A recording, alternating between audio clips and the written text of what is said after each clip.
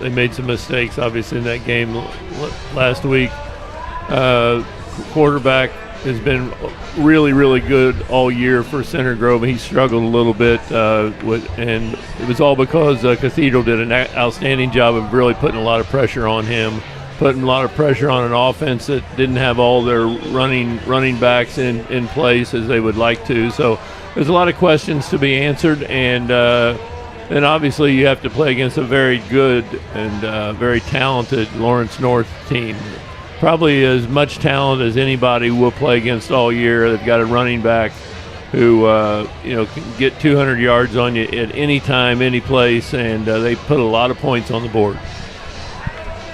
No, I think you're exactly right there, Ted, that Lawrence North, they come to town and they mean it. They've got some cats with them. They got a running back, a couple receivers, and they scored a bunch of points last week against Warren Central. I do think that the Trojans are going to come out tonight in the all-black back here at Ray Skillman Stadium, ready to rock and roll tonight.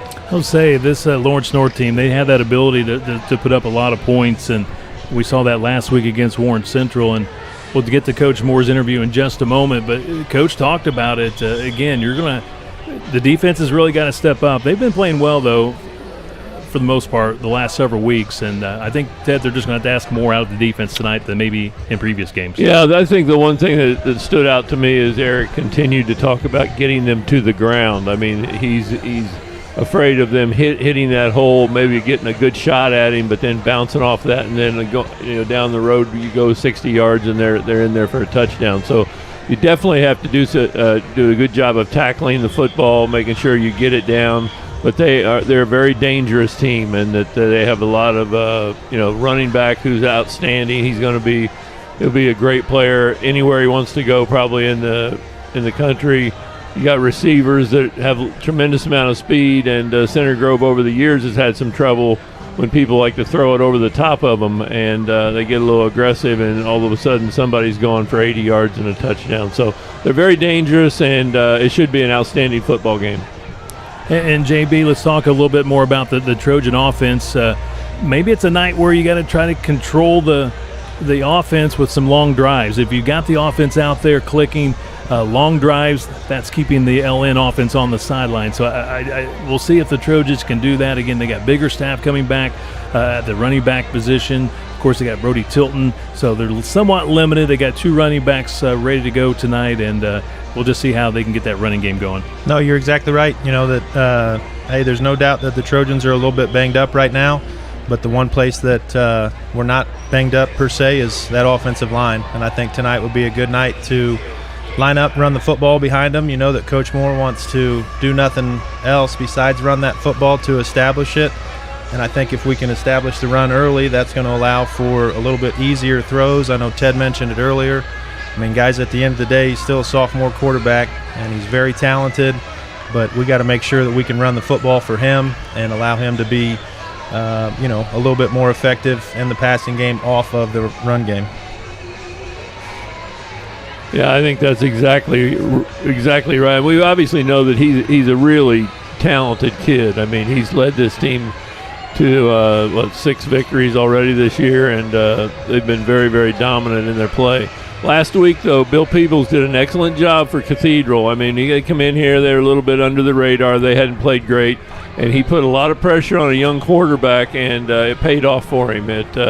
Center Grove was just uneasy all night, especially in the second half, as far as getting what they wanted to, and it really took away their offensive line that has been such a important part of the team all year. You felt like you could get behind that offensive line and drive down the field and put points on the board. And last week they were 3 and out a number of times in the second half, and they'll have to do better in going against the blitz here this evening. And Ted, something we saw last week, which we haven't seen at all this year, is that Center Grove had some breakdowns with the special teams. You had not one but 2 field goals blocked last week by Cathedral and by the same player. And I did talk to the coaching staff up here in the box before tonight's game, and that's something they said it was just a mistake that they had on their blocking coverage. They have fixed it, so hopefully we'll see a better special teams play here tonight. Yeah, I mean, especially when you have a good kicker I mean, he's just coming off a week where he had hit a 52-yarder and was feeling really good. And we drive the football down the field, and on fourth down we got a little chip shot, and they get their hands on it, block it, and the next time we get the ball, they block it again. So that was a very important early in the game. I mean, you look up there, and all of a sudden you're ahead 10-0, or maybe 9 with 3 field goals, something like that. But give Cathedral a lot of credit. They were well trained as far as what they wanted to do. They had watched film, knew what they wanted to try to take away, and that's what they did. And JB, talk about, because you obviously played for many, many years for Coach Moore. From a player perspective, you're clicking along, you win 6 in a row, you're feeling pretty good about yourself, and then last week things kind of went awry. You lose to a tough Cathedral team, and how important is it for the senior leaders to kind of step up this past week and make sure that the team doesn't get off the track and get back on the track? No, I think you're exactly right. The one thing that I think that this program has been able to do over the last 25 years is after a loss, they've been able to come right back the following Friday night and get the train back on the right direction. I expect to see that here tonight. This is a very, very good senior group that we have this year here at Center Grove. And, when you've got guys like Cherry and a couple Hayes, Mr. Bright, there's no doubt that they may not have liked practice on Monday, but they definitely got something out of it. Also, JB, you played back in the day for Coach Moore. One of his assistants was Coach Patrick Mallory. Of course, now Coach Mallory, the head coach at Lawrence North. I know you've got a special relationship with him. I know you reach out to him every so often. You guys stay in contact. But just your thoughts about what Coach Mallory's been able to do with this LN team. Well, I tell you what, he's done a great job. Not only is he the head football coach at Lawrence North, but he's also the head track coach. And this past spring, they were the Indiana High School Athletic Association state champions. Mm-hmm. And so you're probably going to see some of that speed here tonight on display. But no, he's done a great job. I think it's year 13 for him out there. Obviously last year he was, 1 or 2 plays away from us having to go over there on semi-state Friday night. But he's done exactly what he said he was going to, and that's rally some athletes and build a program that they're going to tackle you, and they're going to be able to have some guys that can get out in space on you, so you better be able to tackle them. So again tonight, the Center Grove Trojans' final home game of the regular season, taking on the Lawrence North Wildcats. After the break, we'll have our conversation with Center Grove head coach Eric Moore about tonight's matchup against the Wildcats. This is CG Football presented by IU Health.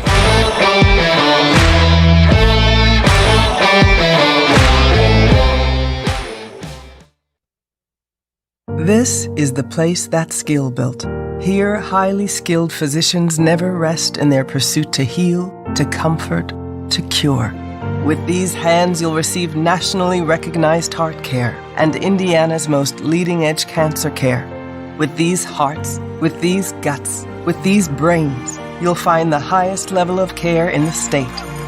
This is the hope that's skill built, and it's around every corner of Indiana University Health.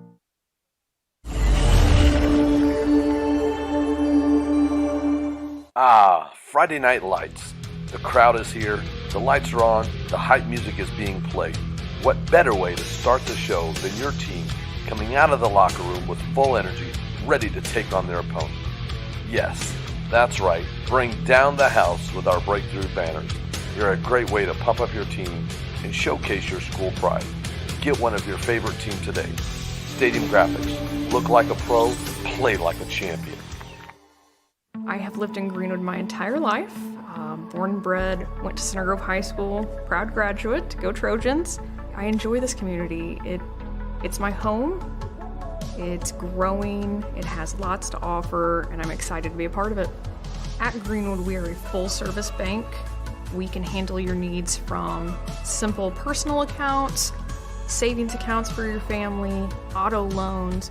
If you need to have a mortgage, we can meet that need. Emily Ribley has been in our office for years and knows the area.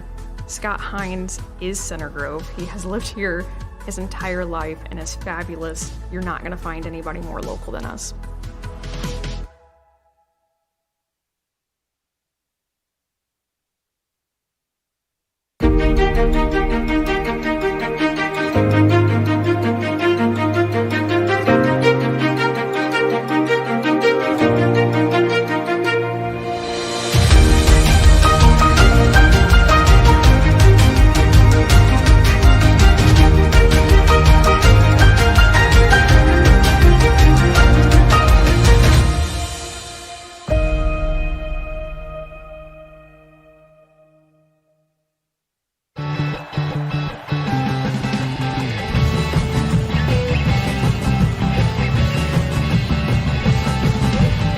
This is the Sycamore Construction pregame show here in Ray Skillman Stadium with Coach Moore. Coach, tonight we'll face off against Lawrence North, the Wildcats. Before we get into that game, let's talk a little bit about Cathedral. So looking at the box score, looks like it was a pretty evenly matched as far as stats go. The biggest difference was turnovers, the big one for the touchdown. Can you talk a little bit more about the game and how things went for you? Well, we've moved on to Lawrence North, but I'll go ahead and talk a little bit about it. It was a very disappointing night. If you looked at the stat sheet, you laid it down on the desk, you'd think we'd have won by 2 or 3 touchdowns. We beat them in every category except for the points scored. You can't fumble the ball in the end zone, and you can't give up an 80-yard one-play scoring drive, and just lots of various things. They did a really good job of bringing on some blitzes that we hadn't seen, but the problem is we lost Ricky Lang, the 5th play of the game, and now you got to put another guy in there that hadn't had as many reps. And as the game went on, Brody Tilton did a great job, but he didn't get the practice reps needed. We're anticipating Ricky to play the whole game or most of it, so the pass protection was messed up all night because some things they were doing and some things that we didn't recognize because we had some new people in different spots. But that's over. Again, we played well enough to win. And we'll get him. I would say get him next time, but we don't have another shot. So it's on the Lawrence North, and here we go. Yep, Cathedral back in 5A, so we won't get to see him in playoffs this year. You mentioned, Ricky, the injuries have piled up in the backfield this year. I know you don't like to make excuses, but it does have to hurt a little bit. How do you deal with that, and are we expecting any guys back come playoff time? Well, in high school, you can't say next man up because we don't recruit them. We don't recruit guys. These are the guys that live here and play here. So some years you're going to have 3 or 4 people deep in some spots, and sometimes you don't. We've went through seasons with only like 7 offensive linemen, so sort of like this year. Last year, we got all of our D linemen got hurt out for the season. We were totally depleted. We had young kids playing. Now those guys got experience, and they're pretty good this year, added with some other new faces. When we're healthy, last time we were healthy, we won the state. Last 5 times we were healthy, we won the state. So that's a big part of it. You just try to, plug guys in and hope that they've been in the system doing something like that. Like, Brody's been a running back before, but we wanted to use him in the slot because we wanted to replace Drake McClurg with him, and then you lose Winkler and you lose Reese and then you lose Ricky and you lose Biggerstaff. It's horrible. And, we lost Drew Tarstog and Braylon Piggy at the beginning of the year before the season started, 2 more senior running backs. So that category, that position's really been ramsacked. And it breaks your heart for the kids because this is what they dream about, getting to play out here in Ray Skillman Stadium for the Trojans one last year, and it was all taken away from them. Now with Ricky, he'll be back maybe in a week or so. Biggerstaff practiced this week and may see some action tonight if we feel like when he gets into the game and pregame, see how he moves a little bit. But I think he's going to be secure now unless he re-injures himself for the next few weeks for the playoff run, especially, and next week against South. But our center, Lincoln Madden's back. He's on a pitch count as well. We're going to play him a little at center, and then we'll take Kuntz and play him a little bit at center as well. So we're just trying to get healthy tonight. In doing so, you play the fastest team in the history of high school football, maybe. You're going to see 3 kids tonight on this field for Lawrence North that should be in the NFL. And that's good, great for them. That's their program. The kids in their neighborhood playing well, and that's awesome for them. They won the MIC championship. Next year will be a little more difficult with us and Carmel back in. But again, congratulations to them, Coach Mallory. Former coach here with me. It's just like a son to me. We're very close still. We talk all the time, and I'm just so proud of the job that he's done of resurrecting something that was always there, and no one just wanted to put the time in. Yep. Thanks, Coach. You mentioned all the athletes on the field. I think they have 1 loss on the season against Fishers, maybe missing a couple guys there. How do we slow those guys down tonight? Well, we're hoping that maybe on 465 there's a wreck and they get stuck on the bus and can't get here in time. I sent the coaches a video last night of simply of my wild Chihuahuas, how they run around on my door. I thought about bringing them out here tonight and chasing those guys around, trying to figure out how to catch people that are so much faster than you. You know what? You got to slow down. You got to read what's going on. You got to break down and not take first fake and just gang tackle. You know, that's a big thing, gang tackle. And Coach Daniels and defensive crew have done a good job this week working on let's get them before they get started. A lot of blitzes, a lot of things that's going to – because once they get started, it's tough. Last year we had him boxed up. He jumped over everybody and ran down the sideline. So, you know, and we got to control the football. Hopefully on offense we can control the football, get some first downs will be huge tonight. You know, have a 6 first down play drive, take off 5 minutes off the game. Maybe they get a little bit nervous and think they're from behind. They had not played from behind. The one game where Moore couldn't play, they were behind, lost the game. So, you know, just things. And also special teams would be huge. You know, we kicked to the wrong – well, there's 3 of them back there. We kicked figure out a way to get them on the ground after we kicked to them. So you might see some balls kicked out of bounds tonight just because it's better to give them field position and a chance to return it in one play. Again, they're very lethal, but they're just high school kids too. We got to go up and be physical with them and make contact, get them on the ground. Yep. Should be great weather tonight for the game, Coach. Any final words you have for the fans? No, hey, this is the last we don't know. The sectional draws this weekend, so we don't know if the Trojans will be back home or not ever this year. So if you're in town, you got a chance. You haven't went out of town yet. Don't go to Myrtle Beach or Fort Myers yet. Stay home one extra night and come in here and watch 2 really good football teams play, high school football at its best. Go Trojans, beat those Lawrence North Wildcats.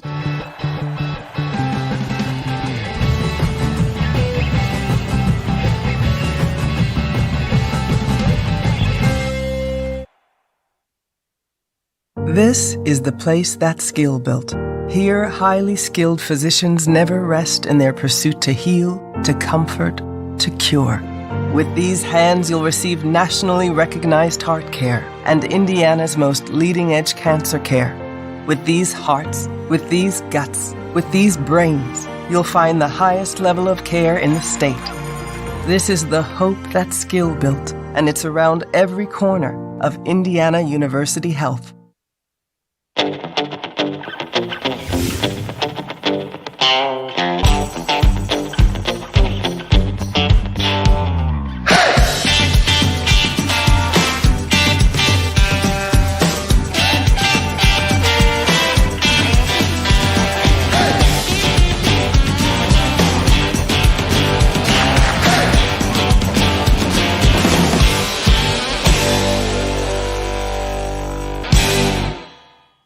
Have you ever felt the cold shock of water that's not hot enough? When Dad and Mom, little Sarah and Peter all yelled, "What's happened to the water heater?" Mom knew the answer right away. Call Carter Plumbing for hot water today. The Prince of Plumbing and his magical powers will save the day and bring back hot showers. Hot water today, or it's you we pay. Carter Plumbing will save the day. 859-9999. CartersMyPlumber.com. Some people spend all day washing and buffing their ride to shiny perfection by hand. But you've learned the fine art of delegation.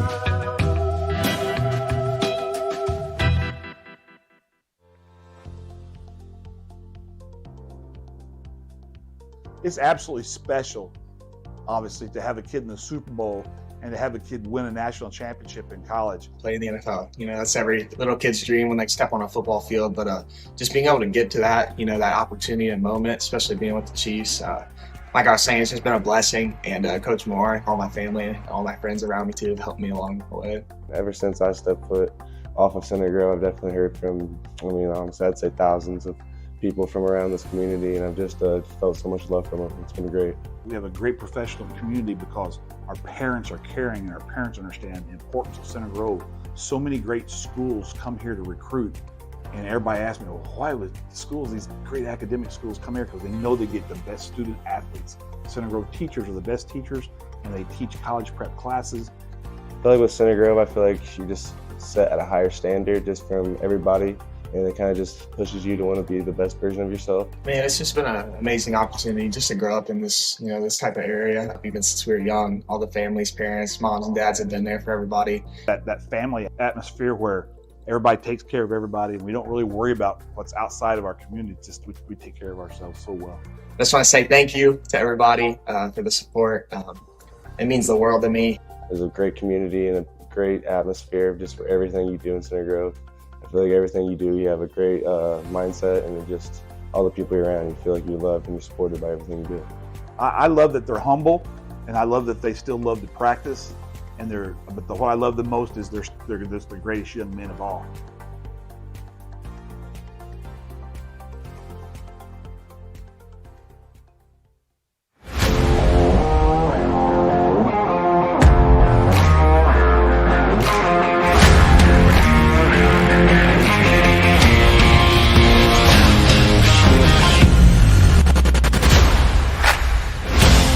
Coach Moore here at Ray Skillman Stadium. Week 8 of high school football in Indiana features two of the greatest teams in the state. Your Center Grove Trojans against one of the top-ranked teams, Lawrence North Wildcats. We welcome Coach Pat Mallory, one of my best friends in life, former Center Grove coach. Pat Mallory brings in the Lawrence North Wildcats. Go Trojans, beat those Wildcats.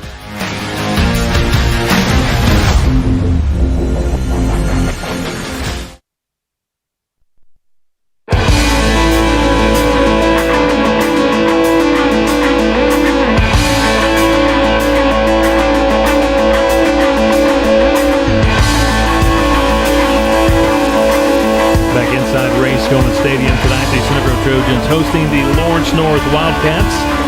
The Wildcats secured the MIC championship last Friday night with a big home win against the Warren Central Warriors. Center Grove comes in with a 6-1 record. Trojans suffering their first loss of the season last Friday night to a very good Cathedral Fighting Irish team, and Lawrence North also at 6-1. So Ted Kitchell again, you got two of your top programs in the state of Indiana. Coach Mallory, Coach Moore, they know each other extremely well. Coach Moore always talks about Coach Mallory as like his son, and of course Coach Mallory says it's like a second dad with Coach Moore, but they know each other very well, and they know each other's programs very well. Yeah, and I would expect them to, they're kind of searching right now. I mean, I would tell you that Coach Mallory probably not real happy with his team giving up 42 points in the first half last week, but proud of them because they were able to come back and win the football game. And with Coach Moore, I mean, he can't be very happy with his special teams. Last week did not perform the way they usually do when they're kicking field goals and important games like that. And then they really struggled in the second half to move the football up and down the field. So we'll see what type of things they worked on this week in practice, and I'm sure we'll see somebody's going to have some good results. And JB and Coach Moore's interview, Brent Lay doing the interview, talked to him about, if you look at the stat sheet, Center Grove stats sheet looked impressive, but again, Center Grove just had some costly mistakes. The bad snap back here at the goal line resulted in a touchdown for Cathedral. Again, I mentioned in the pregame show already, a couple of blocked field goals, just some odd things that we typically don't see from Center Grove. Yeah, and not to take anything from what Cathedral did, but I think that they sacked us 7 or 8 different times, so that negates a 30-yard catch if you're getting 7 or 8 the other way on the next play too. So I think collectively, the biggest thing, trying to get a little bit healthier, getting bigger staff back tonight helps. Let's run the football here a little bit tonight and play defense. You're going to have to tackle, but we're going to have to score some points tonight to win, I got a feeling. And that's a good point. Coach talked about that, trying to wrap up more for Lawrence North. They're a very talented running back. Some say maybe the most talented running back in the state of Indiana. He had 4 or 5 rushing touchdowns last week against Warren Central. So Coach says you got to get him before you get started. That's easier said than done. So that means you got to really contain. You got to be very disciplined. And that, as JB said, Ted, you got to tackle well tonight. Yeah, I mean, they're afraid that he's going to do some bouncing off people, and somebody thinks they've got a good hit on him. He bounces off them, and down the road he goes 40 yards and on a touchdown. So, I mean, you've got to – the thing that Coach Moore talked about was gang tackling. He mentioned it 2 or 3 times. You've got to gang tackling. That means everybody's got to jump in there at once and got to continue to punish. First of all, punish that runner if they're going to try to run the football. I mean, you got to punish them. But then on the offensive end, I mean, you've got to punish them also by, as JB say, you've got to run the football. successful teams play defense and they can run the football, and that's something Center Grove did not do a very good job of the second half last week. We see the Lawrence North Wildcats on the far side of the field in the all-white uniforms tonight. And the Center Grove Trojans in the end zone, about ready to come out of the helmet in just a moment as we see the captains coming to midfield. We'll have the coin flip here in just a moment. Again, it's fall break, the start of fall break here at Center Grove High School, so we kind of knew tonight wouldn't be a great crowd for Center Grove. It's a good crowd, but not a great crowd. A lot of people on vacation, so I'm sure we'll have a lot of fans online tonight either watching or listening to our web stream. So should be an interesting night of football. We've already dropped a couple of degrees in our temperature. We started our pregame show at 66, now it's 64, so a nice cool fall evening here at Ray Skillman Stadium. Coming up this Sunday, we'll have the IHSA tournament draw. So we're at that time of the year where you want to get guys healthy. You want to obviously be playing your best. Center Grove will have one final game next week at Bloomington South to wrap up the regular season. Bloomington South, a 5A team ranked number 2. They're having a heck of a season, and their coach, I guess, wanted to play Center Grove because going into the state tournament in Class 5A, he wanted to face a team into the season with a lot of speed, a lot of quickness like a Center Grove, and obviously the physicality that Center Grove plays with as well to prepare them for a 5A state run. No, you know what? Long time ago, Bloomington South was one of the powers in the state. That would have been when it was only 5 classes. And, they've actually come up here a couple different times in the playoffs and beaten us back in the day. There's no doubt that they've got things going in the right direction down there, and it should be a fun one next week when we get there. Center Grove has not played at Bloomington South since 2008. It was the sectional semifinals Halloween night. That was actually our first year of web streaming Center Grove football, so it's been a while. So, Kevin, when's the last time that Lawrence North walked into this stadium and won? 1997. Whoa! It's been a while. It's been a while. And it hasn't happened during the Coach Moore era. I was going to say, I'm sure that Coach Mallory, he's obviously not had much success coming in here. And I'm sure he's talked to his team about that. And I'm sure he's thinking it's probably time for them to step up and get a victory. So it should be an interesting game. Well, last year, Ted, again, Center Grove lost at LN 34-21. That loss snapped Center Grove's 19-game winning streak against the Wildcats. So Center Grove's won 19 of the last 20, but it was snapped last year. But you're right. Coach Moore has been good, really good against LN here on the home field. Ted, I'm going to do everything in my power to get invited back up here with you guys, and a Trojan win would go a long way in that. So, Trojans, if you can hear me, I'm having a lot of fun. This is a great broadcast. I was telling them before I got up here that nobody besides me or my mom has probably listened or watched more of these, and I'm excited to be up here tonight, guys. Thanks. Appreciate you being with us tonight. Center Grove will receive to begin tonight's football game.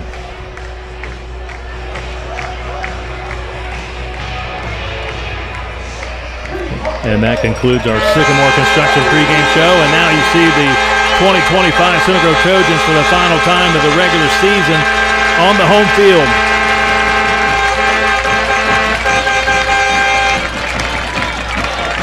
Fireworks presented by Horizon Bank. JB, what we love about this year is the band playing in the end zone. It's just wonderful having the band providing that school spirit. No, we no doubt we have one of the best bands in the state, but this year they've changed it up and kind of gone with more of the pep band feel, and they've been great for a long time, but this year it's just extra special that they're in it with the crowd more. Center Grove going with the black jerseys tonight, trimmed in the red numbers and white.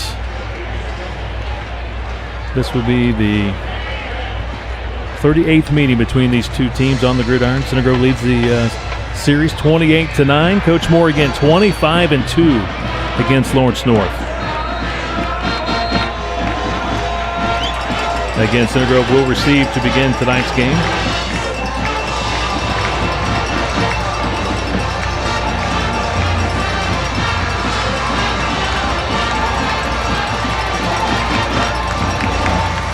Dropping back deep, Aiden Francis, along with Nathan Goins, also Eli Williams. back deep for the Trojans. Be interesting to see. I know that it's not maybe going to be in every kickoff, but I do think he's got a few touchbacks this year. And I think if you got a guy, Ted, that can put it in the end zone at the high school level, that's a weapon that you got to put in your back pocket and use it as much as you can. Yeah, we've talked a lot about that. Kevin obviously has a very close interest to kicking. I mean, his son having been the punter and kicker, and but yeah, it is a weapon, especially against a team like Lawrence North, who has some tremendous speed on the outside, and you're not going to let them turn the corner, because if they turn the corner, they're probably gone.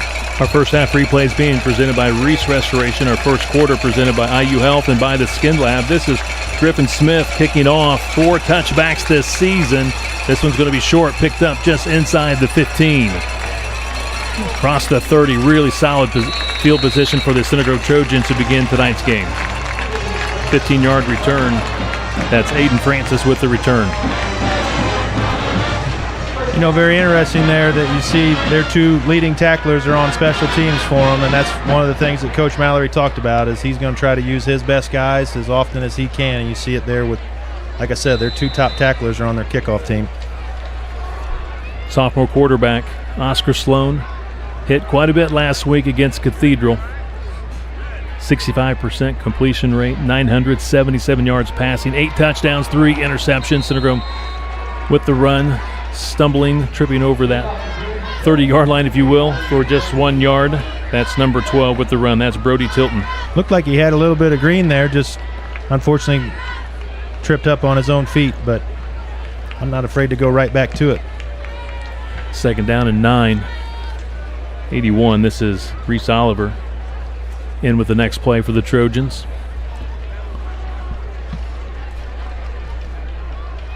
Trying to catch a number. We were told that Lincoln Madden might be in at center, splitting some time with Kuntz tonight at center. And outside, that's Barry for the first down. Good blocking out there to help him out. His buddy got between he and the football and picked up a first down. 13 yards for Barry. And 1 pushed him out of bounds. Obviously a lot to like about Barry. The nice thing is I feel like here the last couple weeks he's taken it upon himself to try and make a few more plays. That catch he had last week was pretty impressive. And we're going to try to get the ball in his hands a lot tonight. Football at the 43 again, 13 yards for Barry. Trojans back to the ground game to the 45, couple of yards. But JB had mentioned in the pregame show, it's so important for this team, especially Center Grove team, to be able to move the football on the ground. They've got a big offensive line, and they've been able to do it all year. And in the second half last week, they just had a real problem trying to pick up the blitzes that Peebles and his Cathedral team was coming at them all night. So if they could pick up 2 or 3 first downs to start this game, I think that would be huge for Oscar. That was Biggerstaff, so great to see him back running. He's been out the last couple of weeks. Coach said he would get some carries tonight, so Jaden Biggerstaff got a couple of yards, and here's Biggerstaff coming to the perimeter. Boy, he took a shot, and so did the defender as well. Biggerstaff, he got back to his feet quickly, but looked like number 8 took the worst of that for LN. Definitely good to have him back. He's had a good season running the football for us before he got banged up. I believe that was out at Trotwood, but 25 is having a nice season. And Ted, looked like about 3rd and 7 here, doesn't it? Yep. 3rd and 7. Jaden Byers, the corner, took a hit on the perimeter. They're going to say, yeah, the scoreboard says 3rd and 6 here for the Trojans. Just under 2 minutes to play. Opening drive, Oscar Sloan. Play action, finds Timmons for the first down. That's really run well route. The guy knowing exactly where he needed to get to. He got to the sticks, able to catch the football, lean forward, and another first down for Center Grove. 9 yards for Timmons. Nice job right there finding the sticks. Nice little easy throw to get Sloan, maybe completion number 2 so far here on this drive. A.J. Gaskin, senior linebacker, with the tackle. New set of downs here for the Center Grove Trojans.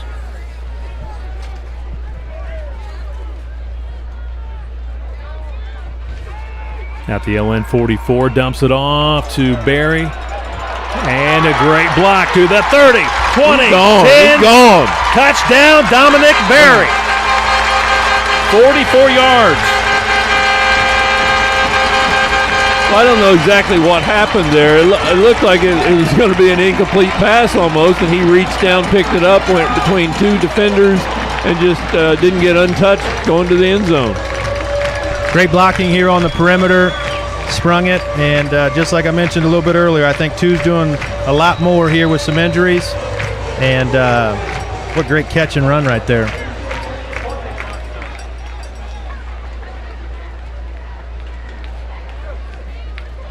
Corn Probst in to attempt the PAT kick, and it is good. 7-0, Center Grove strikes first. Well, that's what they needed. That's a great job of moving the football down the field, running the football when you needed to, picking up a couple first downs when you needed to, and then get a great play by Barry to make a nice catch, good blocking, and get him into the end zone. And JB, the importance of finishing off the drive. Remember last week, Center Grove against Cathedral early in the game had 3 really solid drives, but really just couldn't punch it in the end zone and stalled offensively. And tonight, great to see the opening drive, put it in the end zone. No, you're exactly right. Last week against Cathedral, there was a couple different times. We had good drives, which led to the yardage that you referenced earlier, but not being able to finish, especially in games against the Cathedrals, the Lawrence Norths, and the Brownsburgs, Warren Centrals of the ward, you're going to have a tough time staying in those games. Well, and what it does for your confidence. I mean, when you get back out on the field on the offense, you feel like we can move the ball the way we're used to moving the football down the field. Instead, in the second half last week, it's like, they got shut down 2 or 3 times, and it's like, guys, we can't even pick up a first down. So it just does a lot as far as your confidence and being positive out there on the football field. So with that touchdown by the Center Grove Trojans, Hobbig Injury Law of Greenwood will be donating $10 to the Center Grove Athletic Department. And with that extra point kick, State Farm agent Eric Kwiatkowski donating $5 to the Center Grove Education Foundation. And now we'll see Corn Probst kick off. And going through my stats for today's game, I felt like Center Grove might have the upper hand here, if you will, with the kicking game. I think Corn Probst, what he does with kickoffs and punts, might give the Center Grove Trojans a slight advantage. However, with that said, the Lawrence North return men are lethal. They are very, very good. They have 1 touchdown on punt returns this year, and their kick return team also very, very good. So we got to see what the Trojans can do here to stay in their lanes and make tackles. There's a big opening right there in the middle of the field. That's Moore, and he is taken down just shy of the 30-yard line. Oh, there he is, Moore. That's Zay Moore. He is talented. In fact, there's nobody more familiar with him than this junior class. I think they've been trying to tackle Zay going back to the Bantam football, the junior Trojan days. And we got 4 quarters to do it tonight. And I think this defense will be ready for the challenge.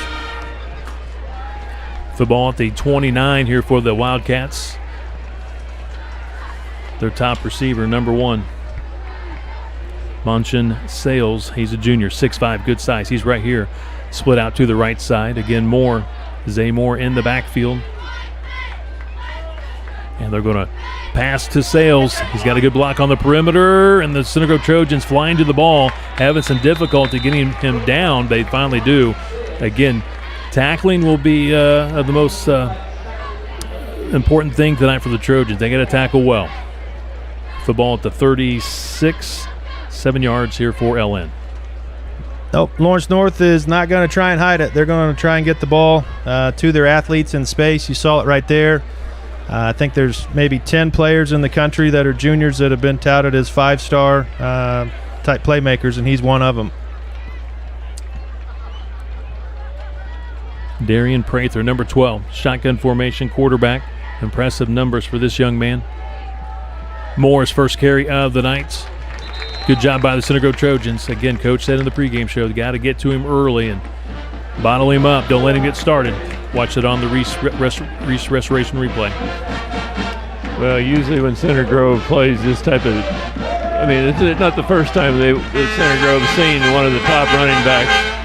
They've through the years that they've seen a lot of them, but Eric Moore's team always tries to be very physical and really tackle and bring him to the ground. Freshman Carson Sloan makes the tackle.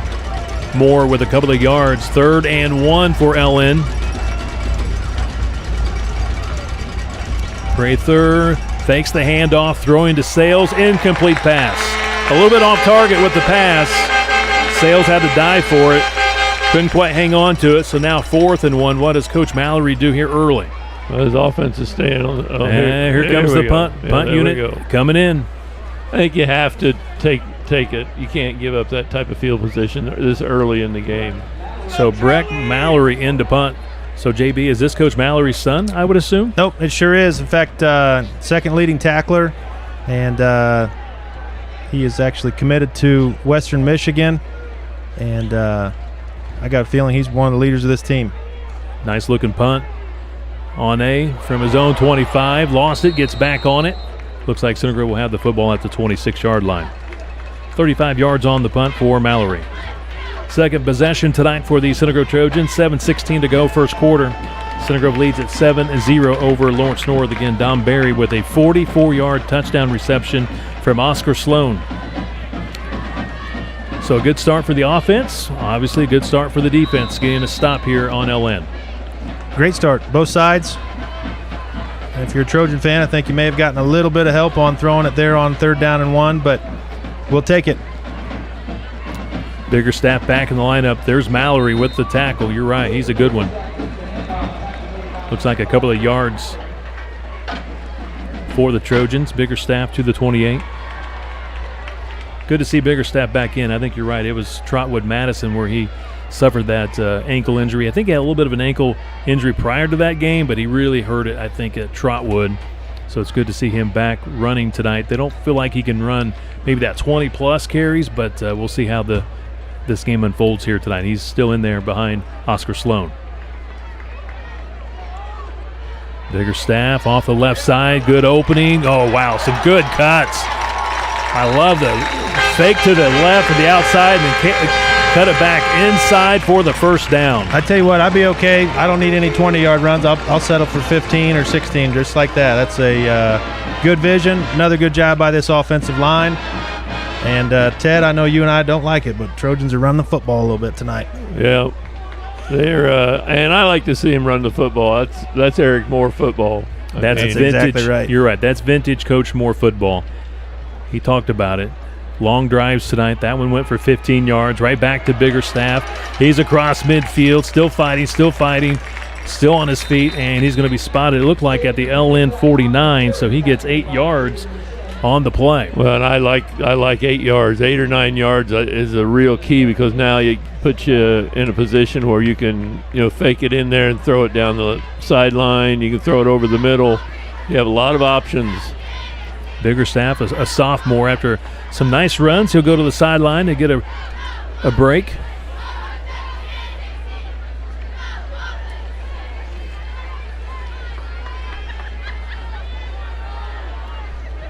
Center Grove handing off the ball again. That's Brody Tilton. He's inside the 40, moved the chains. Center Grove getting them big chunks here early, Ted. Yeah, Tilton's done a good job. Asked to step in there, start the year. I mean, you wouldn't even have thought he'd probably make it running on Friday nights, but he's done an excellent job, and he's continued to stay positive, and he's really helped when they've needed help to a lot of their running backs. Nope, he's done a nice job here the last couple weeks filling in, and another good first down run right there from Tilton. Collects 9 yards, first down Trojans at the LN 40. Just under 5 minutes to play. We're in the opening quarter, and now the exchange between quarterback and running back ends up on the turf, recovered by CG. Brody Tilton got back on it, lost a couple of yards, back to the 42.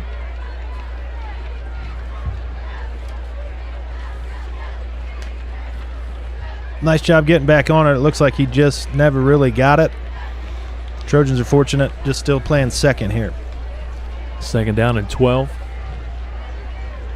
Reese Oliver splits out right. Eli Williams here to the left. Looks like Dom in the slot here on the left.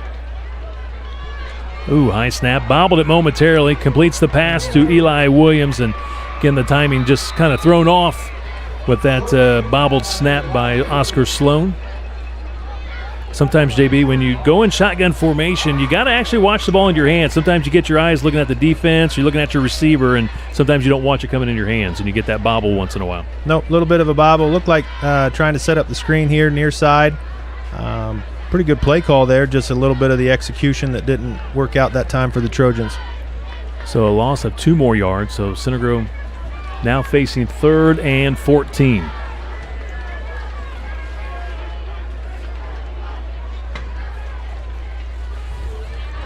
Handoff. Gets it inside the 40 to the 39. Biggerstaff 5 yards. Got a punt. 4th and 9. Offense still on the field. Let's see what the Trojans elect to do. Maybe he didn't hear me. Time to punt. He still didn't hear me. I think Coach may at least line up at the moment to go for it. We'll see what happens here. Clock down to 14 on the play clock, so still plenty of time here. Center Grove in shotgun formation. Good time for maybe a hard count, although the play clock's dwindling. Biggerstaff in the pistol formation, if you will. Yeah, they let the clock expire. Maybe get a little extra room here for Corn Propes on this punt. He heard you, Ted. There you go. So delay of game against the Trojans, 5-yard penalty. Again, gives Dallas a little more room on this punt.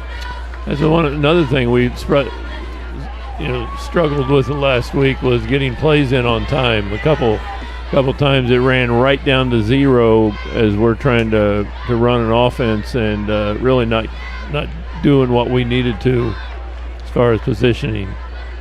Dallas 19 punts. He's averaging 35.5 per punt. 4 inside the 20. Low snap. He gets it away. Pressure from Mallory. It's going to be taken at the 10. He lost it. He gets back on it. I think that's Jones. He lost it momentarily, but he gathers it up.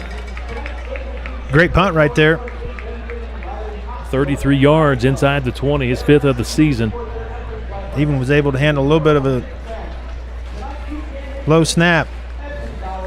You know, Ted, I was listening the other day. I think it was a 7th grade broadcast. I didn't realize, it may have been the 8th, but 7th or 8th broadcast. The reason why he liked special teams so much, it won him a Bantam Super Bowl one year. They lined up and kicked a field goal to win 11-8. 11-8. And so walk-off field goal to win it. As a Bantam football coach myself, we're lining up next year. We're putting in special teams because we might need it. I don't know that I'll ever win a Super Bowl, but I'm going to try hard. It's a secret weapon, I tell you. Because in Bantam on the extra point kicks, they give you 2 points. They give you 2 points. And if you get somebody who can do that, that's a weapon. Moore gets outside, and he's close to a first down. Boy, if he gets that edge, you got to watch out. He gets it across the 20 to the 21-yard line. Yeah, you've definitely got to set the edge and get him turned in because he gets out there around the end, and he could be gone in a hurry. Drew Paxson got him out of bounds. 2nd down and 9 yards for Moore. No, you definitely saw he's got a little bit different gear. Was able to pick up 9 yards there.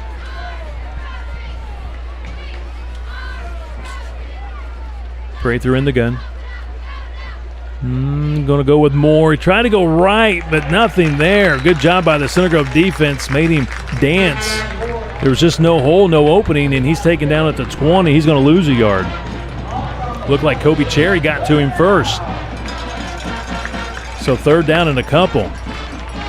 What a great year Cherry's having.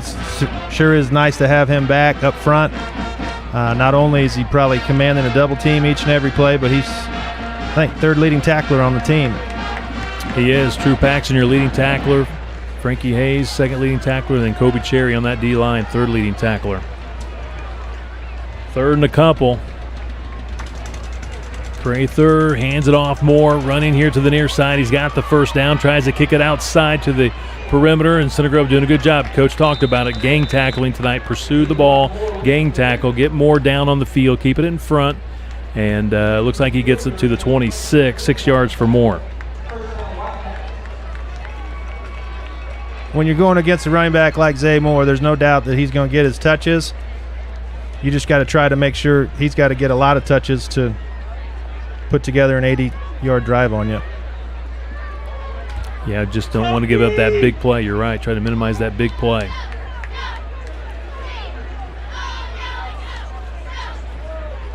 Prather, sophomore quarterback. First-year starter. Scans the field. Sails wide open, but he threw it too high. Thank God. He was open. He was. Just threw it a little high. Watch it here on the replay. You can see he was open. I'm sure they feel pretty confident if they've watched film. I know Coach Mallory has, that they can throw over the top and be very aggressive. Look at that play right there. Sales, Ted, 6'5". Nice size receiver. But he just overthrows that one. Numbers on Prather, the quarterback this year. He's thrown for 1,249 yards, 16 touchdowns, 3 interceptions, 65% completion rate. He's throwing on 2nd down and 10. He's got a completion at the 30. There's a flag in the backfield. Could this be a late hit on the quarterback? Pass is complete to Jones. Watch it here on the replay. We might have a late hit. We'll see. Yeah, there was some contact with the quarterback. It was a 10-yard pickup for the Wildcats with that completed pass. Here's the call from the official.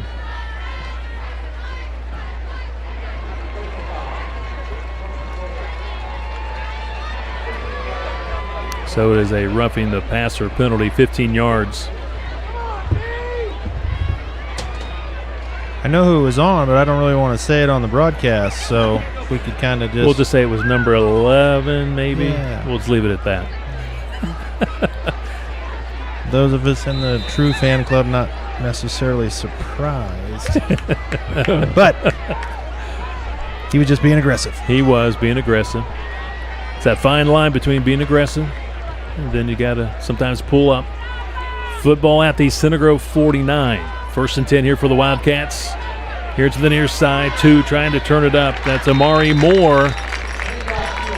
Good job by the Trojans. 4 yards. Pretty good job of getting out there and not letting him turn that corner.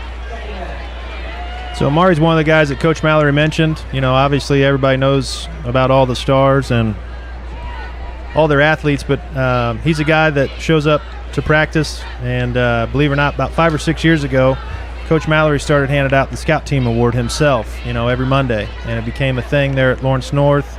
And Zay and Davian, all those guys, they all practice each and every week.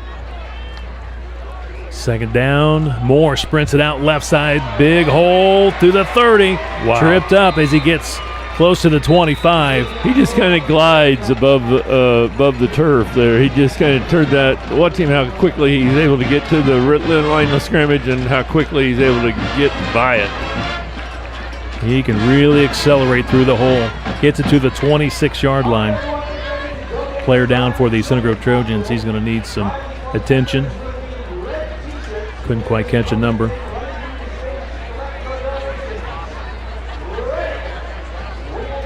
$19 yards for Moore. And that was our final play of the first quarter, so we'll go to our quarter break. Center Grove leads Lawrence North 7-0 here at Ray Skillman Stadium. Tonight's game presented by IU Health. This is CG Football.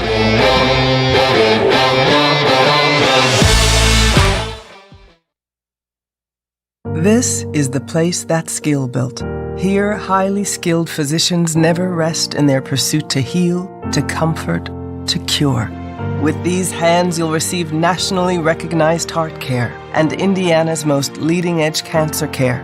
With these hearts, with these guts, with these brains, you'll find the highest level of care in the state.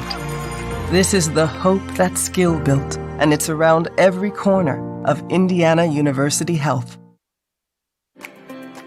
At the Skin Lab, beauty and wellness come together under one roof. From advanced skin treatments and injectables to personalized wellness programs, we help you look and feel your very best. Whether you want radiant, glowing skin, balanced hormones, or a boost in confidence, our expert team is here to guide you every step of the way. Discover an experience where science meets luxury and results speak for themselves. The Skin Lab. Your journey to confidence starts here. We're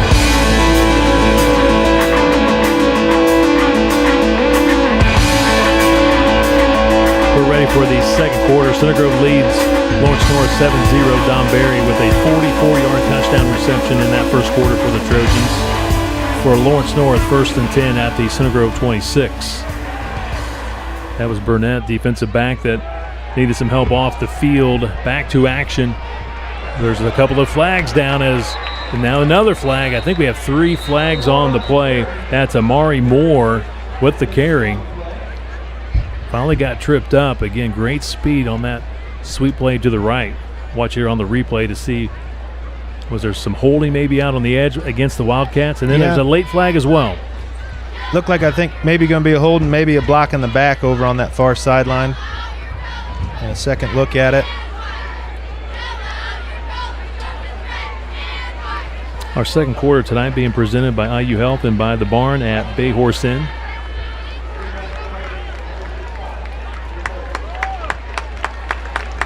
So it is holding against the Wildcats. Football at the Center Grove 36. Replay first down.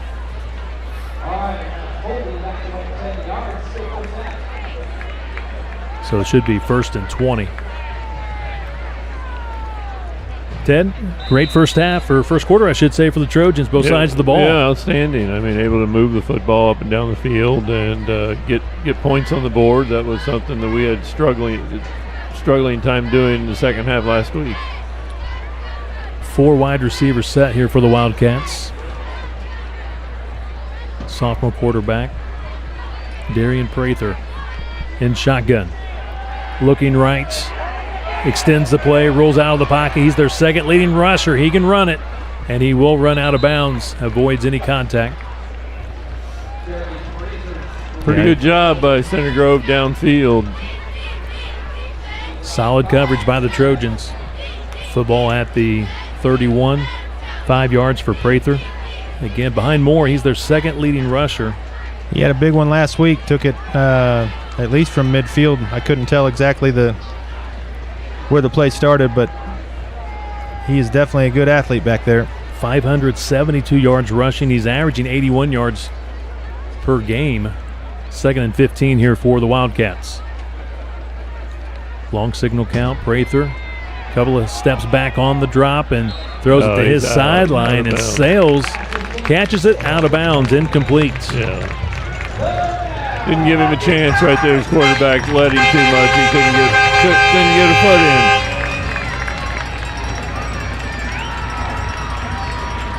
in. Center Grove making some noise here on the near side. It's 3rd and 15. Big play here for this Trojan defense. Well, if he can pick up 7 or 8 yards right here, they probably will go for it again. But if he doesn't, I don't know exactly what the heck he's going to do. Try a 50-yard field goal. More than anything, may want to make sure you got his legs in check too on 3rd down. Moore, he takes the handoff. Look to go outside, now cuts it back to the left side. 15, just hard to get him down. He gets the first down. So impressive. Wow. He's inside the 15, Ted, for the first down. 18 yards. Watch it again here on our replay, Ted. JB. Yeah, you can see he just bounces it out. That's the thing Coach Moore is talking about. You know, so many times you feel like you got him and he's going to pick up 2 or 3 yards, and all of a sudden you look up and he's picked up 10. Well, he's so quick and runs with such a low center of gravity that. No, sometimes it's hard to find him out there in the backfield. I mean, he's not very tall. And about the time you find him, he's on you and past you. So it's a new set of downs here for the Wildcats at the Trojan 13. Here comes Moore to the 10, makes a move. He's to the 5 and trying to make his way to the goal line. They're trying to push him in. He's going to be stopped just shy. Looks like they're going to mark him at the 1 yard line. 12 yards for Moore.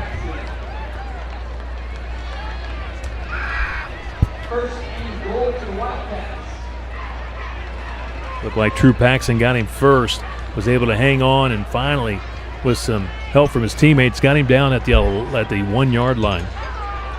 First and goal here for the Wildcats. They're off to a wonderful start here in the second quarter. Just their second drive tonight. Their first one stalled. They had to punt. Moving the ball much better here in drive number 2.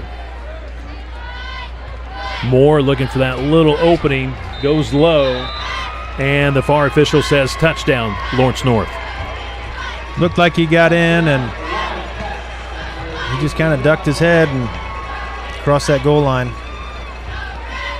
You can see that's the same team that went 42 points against Warren Central in the first half last week, but they never no real concern that they can get it back. I mean, they can get it back quickly and confidently. They have a lot of confidence that they can get it get it done, and they do.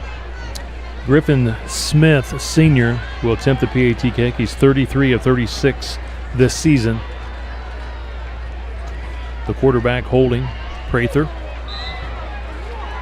And he puts it through. And we are tied 7-7. 10:03 to play. We're in the second quarter. No, we knew they were going to score points. Good drive right there put together by Lawrence North. Pretty easy to turn and hand it to number 3, and he showed you right there why he's one of the best running backs in the state. Yeah, after what he did last week against Warren Central, I believe it was 5 touchdowns against the Warriors. I definitely saw where it was over 200 yards, total yards, and video game type numbers, they say. Well, he makes it look easy. I mean, it's the best running back I've seen that we've played against this year, and this makes it look so easy the way he moves around. Once again, our first half replays being presented by Reese Restoration. Need home or business repairs? Reese Restoration has you covered. For a free estimate, call 317-954-5408 or visit Reese online at reeserestorationindy.net. That's Reese Restoration, building trust one project at a time.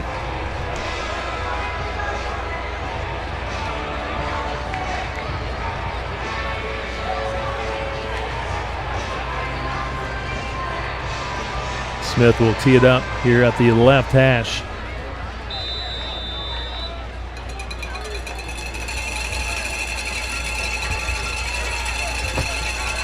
Smith on the kickoffs this year, 4 touchbacks.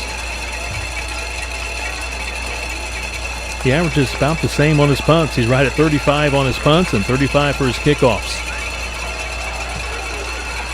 Puts the left foot into it. It's going to be taken from the 12-yard line to the 20, 25. This is Brody Tilton fighting his way to the 30. Going to be stopped at the 29. Good return by Brody Tilton. 18 yards for Brody.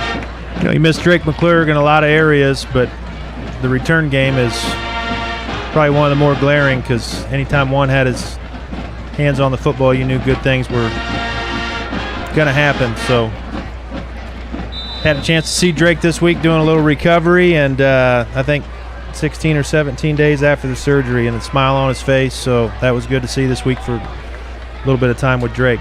Great to hear the update. Trojans running the football effectively. Spin move at the end of that run. Biggerstaff picks up the first down. 13 yards for Biggie. Football at the 42-yard line. Ted, the Trojans getting that ground game going again.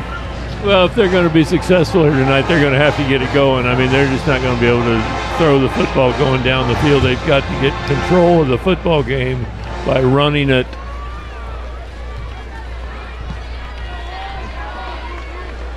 .9:51 to play. We're in the second quarter. We're tied at 7.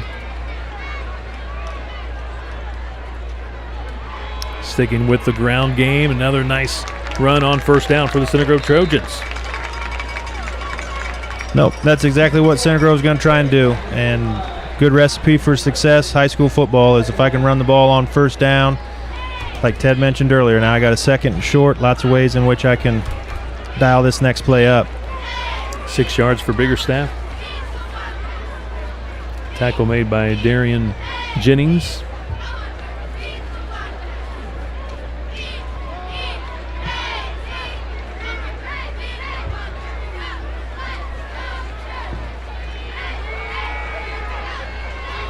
Cross midfield to the Lawrence North 49. Gonna be a little short. Might be about a yard short of the first down. 3 yards.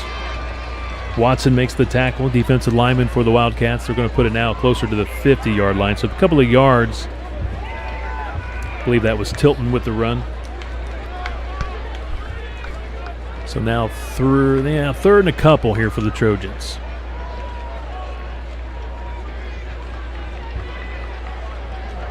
I like seeing the lineup in that wing tee. Yes. Very tight. Wow, he got absolutely whipped to the ground. Still going to be a yard short. Center Grove gets the ball to the 49. Once again, that's 90. Andre Watson with the tackle. 265-pound defensive lineman. Needing 1 yard. Is this going to be the jumbo package? Jumbo package.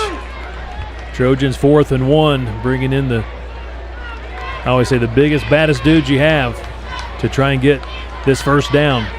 Center Grove quickly to the line of scrimmage. Trying to get that 1 yard. The big fella got it. First down, Trojans.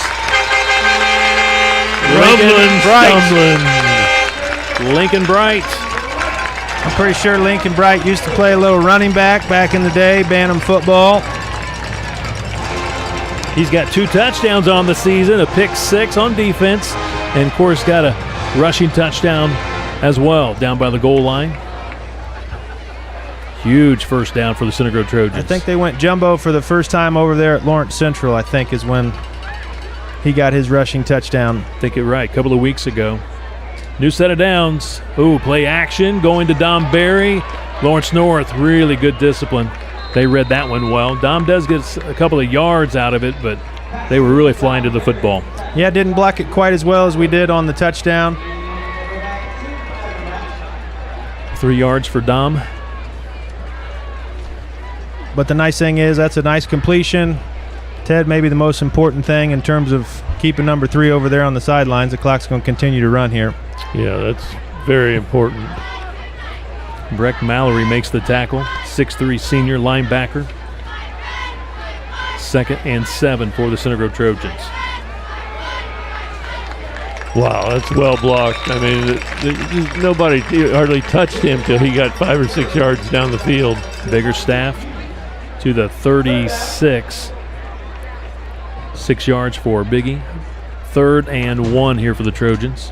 And I don't mean this as anything negative against the class that I graduated with, but our senior year, if we would have been our 4th or 5th string running back and had to play Cathedral, I can promise you it would have been a lot worse than 21-15. And, you know, we're banged up, but I still think this offensive line's doing a nice job up front for us. Being very physical on 3rd and short. Biggerstaff, big hole. 20, 50, 10, 5, touchdown. Speaking of offensive line, big-time hole right there. Biggerstaff takes it and does the rest himself. Nice to see him answer the bell.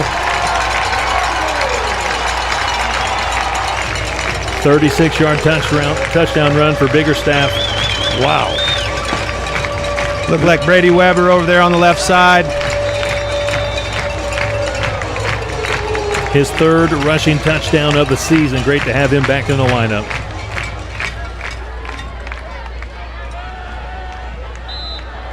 Well, it's so important after Lawrence North's able to, take the football down the field and put 7 points on the scoreboard to be able to come back and match that kind of right in your face and see if we can't get them stopped before halftime. Point ropes good. Makes it 14-7 Trojans. What a great answer right there. Ran the football. Biggerstaff did well on that drive. Tilton came in, picked up a couple tough yards there inside.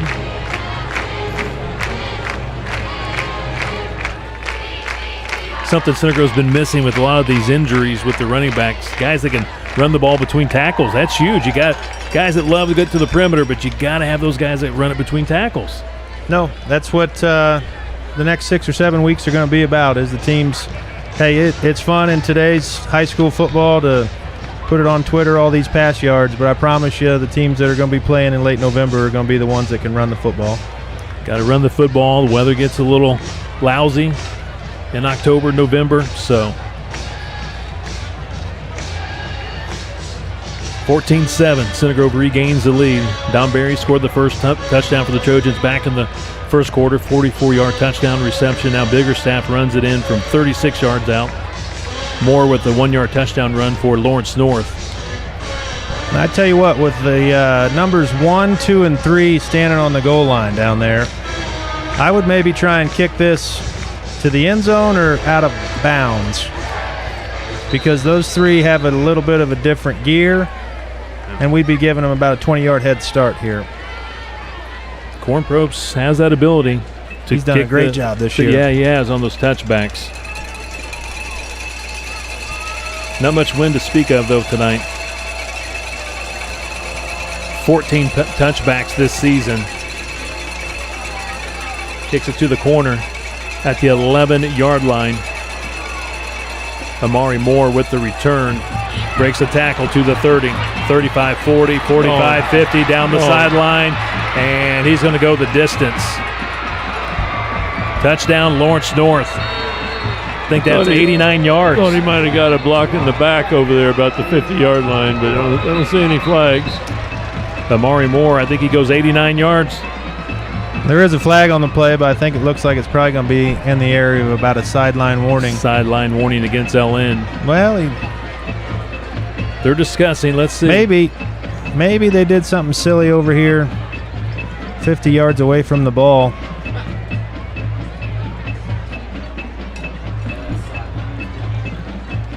Sideline warning means a player or a coach was in that white area on the sideline, gets in the way of the official on the sideline.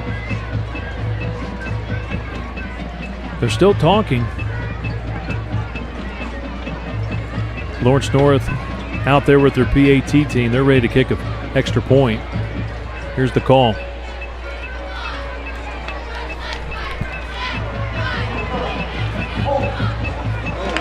It is holding against the Lawrence North Wildcats. That will take away the touchdown. I've not seen the replay just yet, but from where that flag is thrown, I think he was almost 40 yards away from the ball here.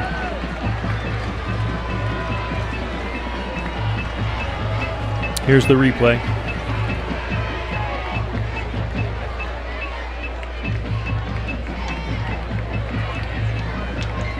Yeah, that's the one. That's where it was. Looked like a lot closer there. Looked like that's the one I saw. Yeah, I think that was Zay Moore with the tackle there. Was about around that between the 40-45 line. Holding occurred. Football at the 32-yard line now for the Lawrence North Wildcats. He erases that 80-some yard return by Moore for a touchdown. Center Grove catches a break.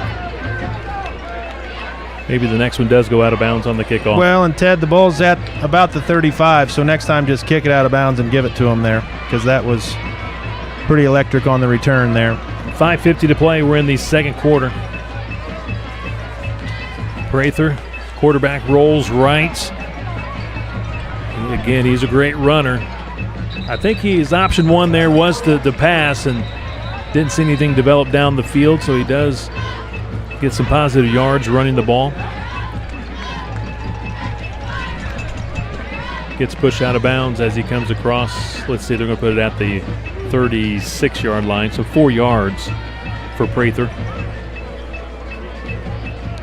Just trying to get him outside the pocket, let him have the option to put it out there, or just like that, pick up a couple yards with his legs. Second down and 6.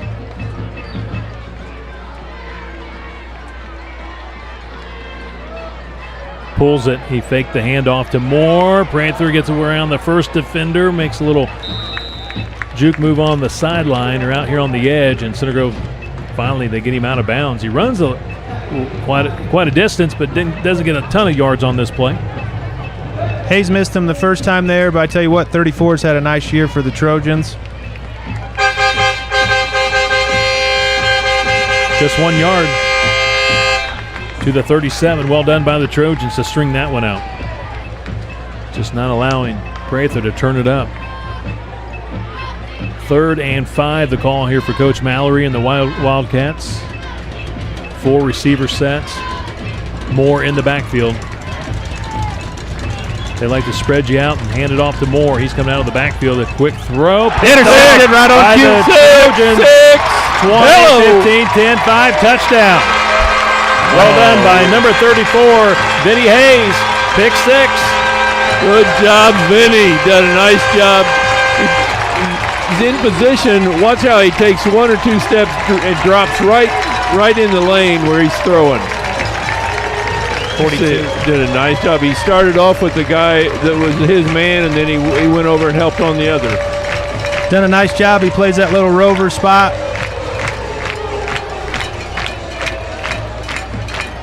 With a pick 6. Back-to-back weeks for an interception for this Trojan defense. How big is that? I mean, you take away their touchdown, give them an opportunity, and we get a touchdown. I tell you what, for the holding penalty, I think Coach Mallory should consider sitting out Zay a possession or two, really teach a little discipline on special teams. I totally agree. I'm going to send him a text message and suggest it. 3 interceptions for Vinny Hayes.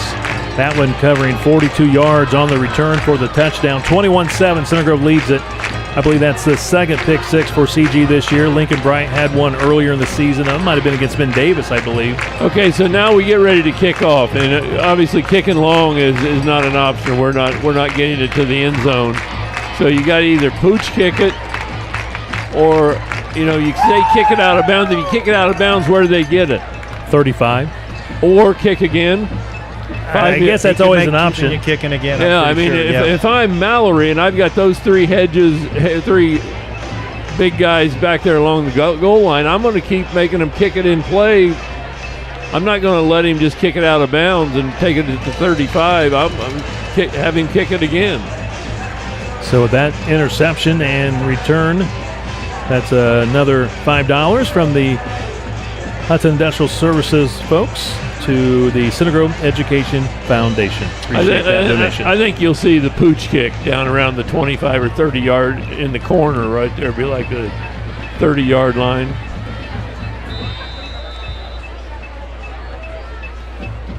Yeah, pretty big change of events there in a couple plays. The holding brought back the nice return, and then big-time defensive play there with the pick 6. Pop-up kick to the Lawrence North sideline. It's going to be scooped up inside the 25, and they'll get it to the 25. Perfect. Couldn't ask for anything better than that. Well done by the Center Grove Trojans. Good job by Dallas. Bounce popped up in the air. They either field it or we're going to field it and be our ball. So well done by the kicking team right there. Nope, that's exactly where you want to put it. Allows your coverage team to get down there, tackle the football, and get this defense back out on the field.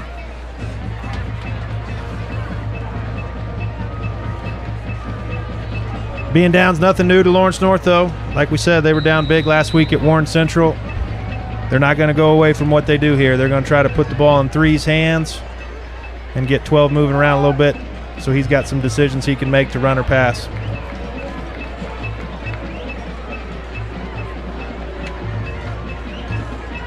.5:22 left to play, first half. Hand off to Moore. Really good blocking here on the perimeter by the flag receivers, but maybe too good. We have a holding call, looks like, against the Wildcats. Holding. Yes, at the 30-yard line. Start off pretty well, and then somebody gets called for holding. Was it number 2, Amari Moore? Guilty party for that hold.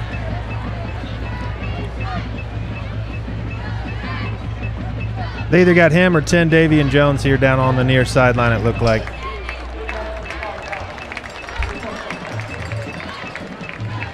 I can tell just a little bit by how 10's walking around that huddle. I think he's the one that was the guilty party there for Lawrence North. Body language tells you a lot. Football at the 20 now for the Wildcats. It'll be 1st and 15.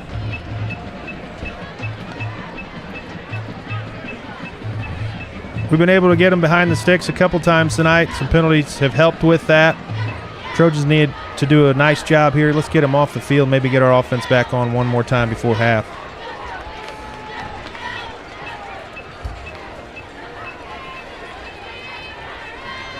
Moore goes in motion. He takes the handoff. He's trying to get outside. He gets it to the 20.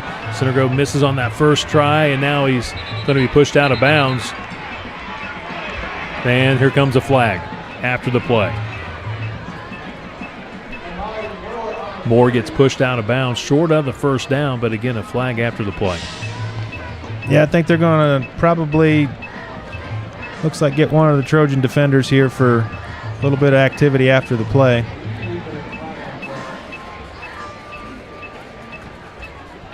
Might have been a late hit, possibly out of bounds. We'll see. They're spotting the football at the 31, so it looks like he picked up 11 yards on the carry. And now a penalty against the Center Grove Trojans. This is 15 yards against CG. All the way to the 46.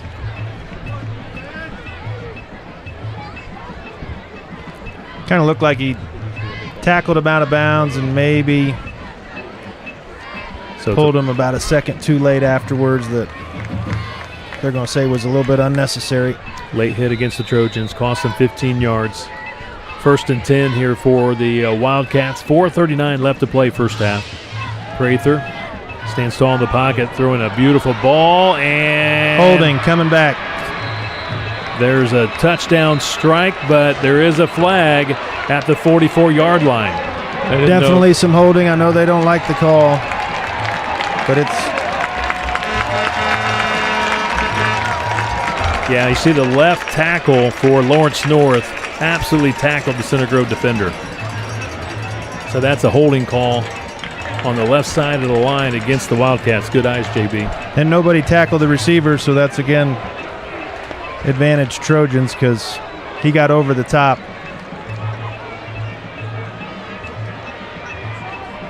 And made that one look pretty easy there. Obviously, LN staff and sideline very upset, but you see the replay that we saw. It was pretty obvious the left tackle tackled the Center Grove defender. So the football is going to be placed at the 36.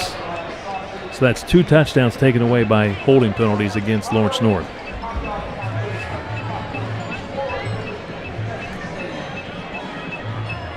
First and 20 for the Wildcats. 4:32 left to play first half. We're doing a nice job defensively, but we got to make sure we seal the edge. We got to try and get a little bit more pressure here on the quarterback to get the ball out of his hands.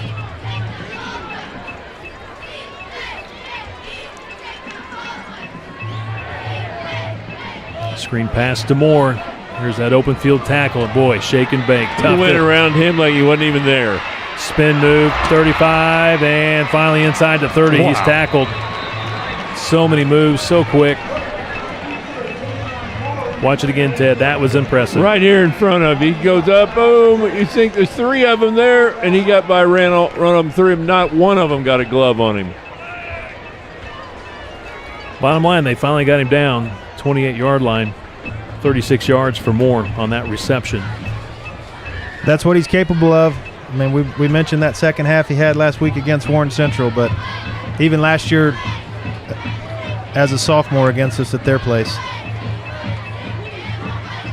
Moore in motion. He takes the handoff. Better job setting the edge. Where's the pursuit? Amari Moore comes back this way. Center Grove's chasing him, and now he goes out of bounds and runs into Kobe. Or actually, it's Lincoln Bright. The Wildcats won a late hit. You know, I don't think number 5 is necessarily known to pull up like that. That's good to see a little maturity right there. He did not Amari Moore, look right here, he kind of slows down a little bit. I thought maybe he was hurt or tired. I'm not for sure, but he appears to be okay. Ran a lot. I think he's going to maybe take a play off here. He's going to go rest for a second. But, yeah, Lincoln, I would say, made some contact, but I don't think it's enough for a penalty to be called. And timeout called by the Center Grove Trojans. Better job that time setting the edge. We just didn't have any help from the backside there, and he was able to leak out the other way for. It's hard to tackle. I mean, I thought they had him all the way over there on the other sideline, and all of a sudden, I mean, he's up and running towards our sideline. Crazy. Coming up in just a moment, we'll have our Ray Skillman Auto Group halftime show. 21-7, Center Grove by a couple of scores. 3:49 left to play first half. We do have some scores. Let's go to our Dan Gandolf Financial Services scoreboard and take a peek at some other games tonight. This is Week 8. Brownsburg having no problems at all. The number 1 team in the state at Noblesville. Conference game 35-0. Headed to a running clock in the second half. How about Carmel this year? Putting up a lot of points. Kevin Wright's got that team playing at a high level. They're up 21-0 second quarter against Warren Central. Westfield and Fisher scoreless in the second quarter. Fisher's the only team that's beaten Lawrence North. Yep. That's right. Decatur Central leads Perry Meridian 20-0, Mid-State Conference. Bloomington North and Columbus North tied at 7 apiece. That's in the second quarter. One of the changes Lawrence North's probably happy about, Cathedral's no longer in their sectional. I think Decatur Central has moved in. I think it's Lawrence Central, Lawrence North, North Central, and Decatur Central this year. How about Cathedral and New Powell, I think, are in the same sectional in 5A. All right, second down here for the Wildcats. 2nd and 4. Football at the Trojan 22. Prather hands it off to Moore. Zay Moore gets outside, and he's going to run out of some real estate and out of bounds. There is a flag from the back official at around the 14-yard line. You know, it's a problem sometimes we start running more of that zone, that stretch stuff to the outside, that a little more likely for hold, and their receivers are doing a good job, but there's a difference between holding and tackling. Yeah, and the problem is you get out there and you're out there all by yourself trying to block, and it's just so easy for an official to see it. Not that they don't see it other times, but very easy for them to see it when you're out there on that island. Look like Desmond Bakersville. He's a junior wide receiver. It's on Center Grove. Was it hands to the face, I believe, against Center Grove? Somebody for Center Grove got their hands up. Wow. To the helmet face area, so it's against Center Grove. I thought maybe it was going to be a holding from the call. replay that I saw, but thought maybe the wide receiver was going to be called for holding, but this one goes against Center Grove. Football up to 10. It's going to be 1st and goal at the 10 here for the Wildcats. 3:41 to play in this first half.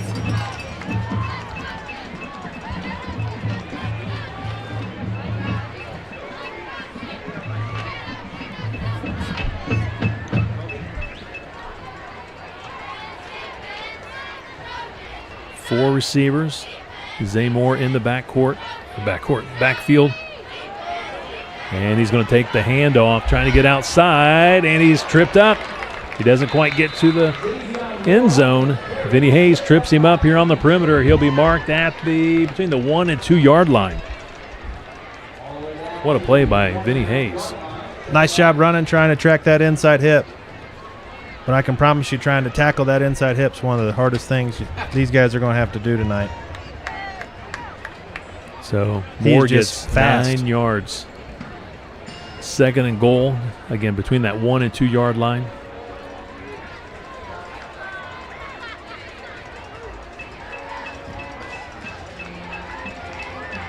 Moore, he's going to walk in.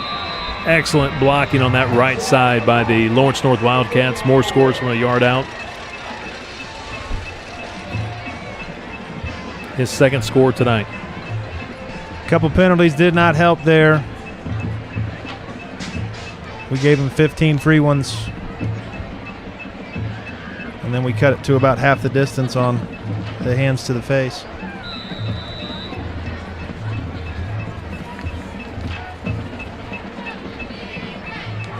Griffin Smith with the PAT kick. I've said this before. He's a lefty. He puts it through. It's now a 21-14 ball game. So, JB, this is something I learned from my son as he was a holder not only for Center Grove but also for IU. Some holders can't hold for left-footed kickers. You got to be somewhat ambidextrous. You got to be good with your right hand and your left hand. And Drew, my son, was a baseball player, basketball player, so he worked a lot on his left hand. But he was at IU. They had a right-footed kicker in Oaks, and then the next year he had to hold for a lefty. And a lot of the guys on the team couldn't do it. No, that's definitely very interesting. I mean, that I'm probably more familiar with the aspect of the baseball being left-handed and how it comes off your hands a little bit differently. But, no, not something you see every day in a left-footed kicker. But I think he's done a pretty nice job this year for Lawrence North. It looked like the majority of his PATs and a few touchbacks on the year. Ted, can you kick a field goal? Could you ever? I mean, if you had to. Right-footed, I could have. I mean, not left-footed. But Ted was a punter back in the day, right, Ted? I was a punter. Yes, I was. And did you do long snapping too? I was a defensive tackle, offensive tight end. I punted and I snapped extra points. I don't think he came off the field. I was on the field the whole time. And he shot a few jump shots along the way too. Yeah. We'll get to our scoreboard, some other scores here in just a moment, but first we'll have this kickoff by the Lawrence North Wildcats. We got a one-score difference in this one. Center Grove leading 21-14, 2:49 remaining first half. Center Grove still with some time here to move this football, maybe get one more score before halftime. Want to stay alert. Stay alert. It's going to be taken just inside the 15. Eli Williams. Boy, he's a physical runner, isn't he? Hits it across the 35. Nice return. To the 36, 26-yard return. He's a very physical wide receiver. Just under 3 minutes to go. I don't necessarily know that points are that important as much as it is making sure they don't get the football back here before half. Because I do think they get it to start coming out. So Lawrence North will receive to begin the second half. Protect the football and see if we can't run down here, but not the most important thing. Biggerstaff doing a good job popping that one outside. Couldn't find anything between tackles. Good vision. 8 yards. He's an outstanding first half. I mean, he's running hard. He's picking up 7, 8, 9 yards every time he gets a hold of it. Second down and 2. Whistles, flag, far side of the field. This one going against Center Grove. Wow, there's just no excuse for that. Somebody not paying attention. False start against the Trojans.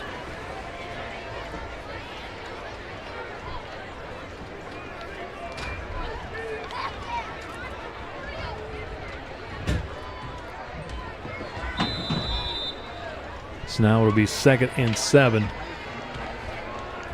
at the 39. Both these linebackers for Lawrence North have over 100 tackles. Get those two guys spoken for, like maybe right there.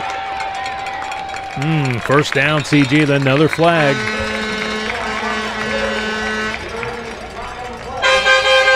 Biggerstaff, 9 yards.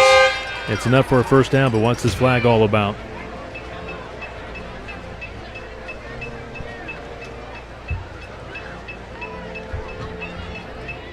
Possibly face mask against the Wildcats. Didn't really see holding.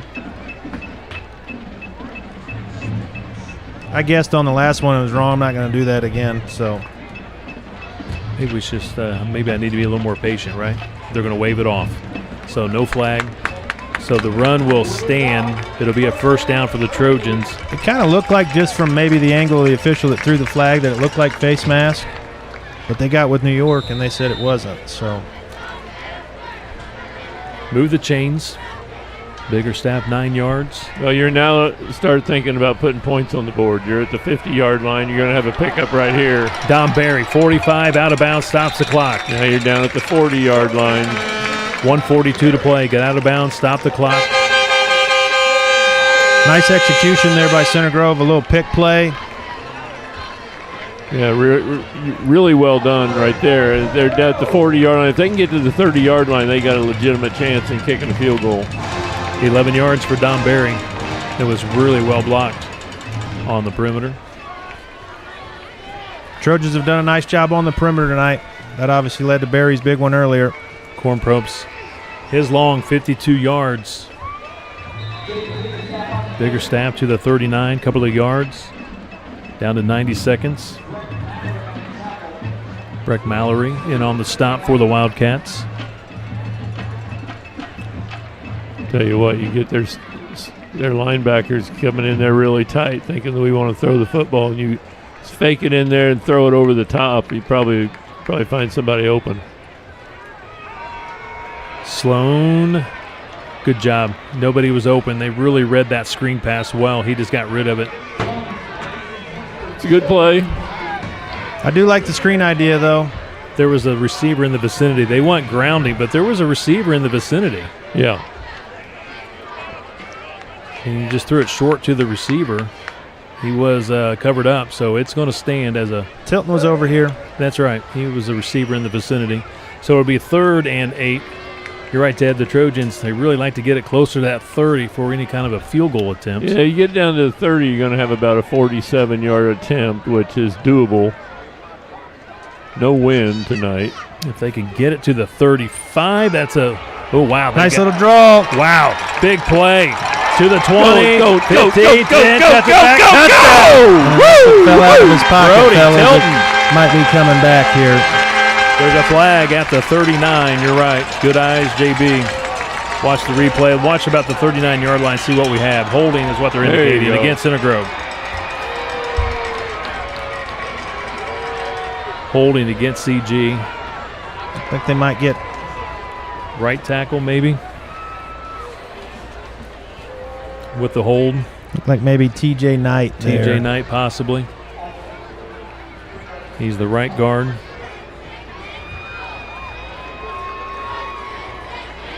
So Tilton, 39-yard touchdown run taken away by the hold. You know, and that's another thing last week that hurt the Trojans. You know, we had a bunch of yards, but we did have a couple big-time holding calls that brought some nice runs back. Yeah, and those big penalties just kill you. They kill you drive. 3rd and 18. We're down to 58 seconds. This is Biggerstaff. Another hold. Flag on the perimeter.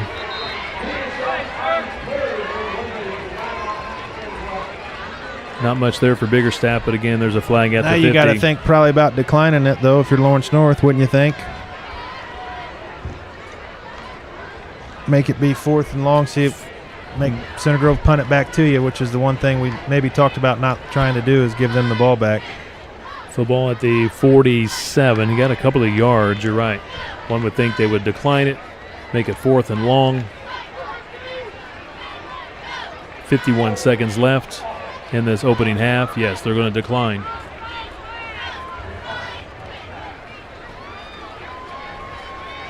You know, one thing, Lawrence North crowd tonight, they've been coming over here for a long time. I bet this is one of their better crowds that they've brought. Lawrence North, McChamp, 6-1, ranked number 5 in Class 6A. We better get it moving here. Don't hurry and make a bad play. Make sure you're solid. Forward 2, 1. Just got the snap off. Quorum Propes drives it deep. It's going to drop at around the 14. Takes a Center Grove bounce. Punt. Now it goes sideways. That's what you want. Great punt. Perfect.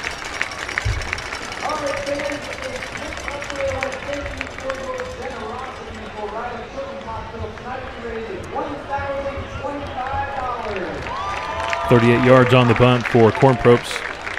Another one inside the 20. That one took a nice little bounce. 43 seconds here, boys. We got to stop them and get into that locker room. Yeah, you don't want to fall asleep in a situation like this, because Moore, as quick as he is, he can turn 95 yards into nothing if you get him out in the open. Lawrence North should have all 3 timeouts here.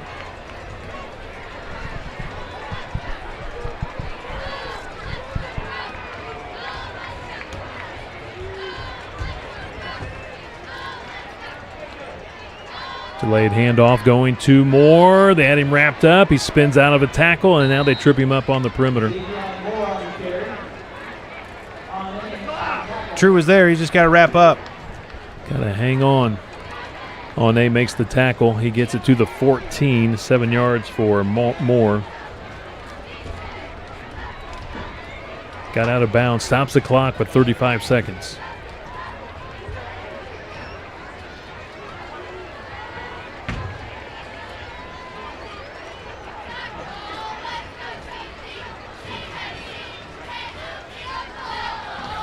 Prather, good pocket. Across the middle. Good pressure there. Underthrows. Cherry was back there. How timeouts does Center Grove have? 2 timeouts, I believe. I think you'd want to be using your timeouts if you get a chance. Baskerville was the intended receiver. 3rd and 3. Yeah, Center Grove 2 timeouts. Lawrence North 3 timeouts.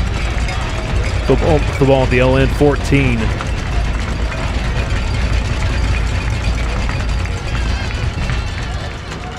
Prather hands it off to Moore. Great job by the Trojans. Great job. Maybe use one here. Timeout. There's a flag in on the tackle. Hayes made the tackle for CG. Looked like that was Frankie Hayes. Quite a few penalties here in this first half. Something on them. I don't know what it is.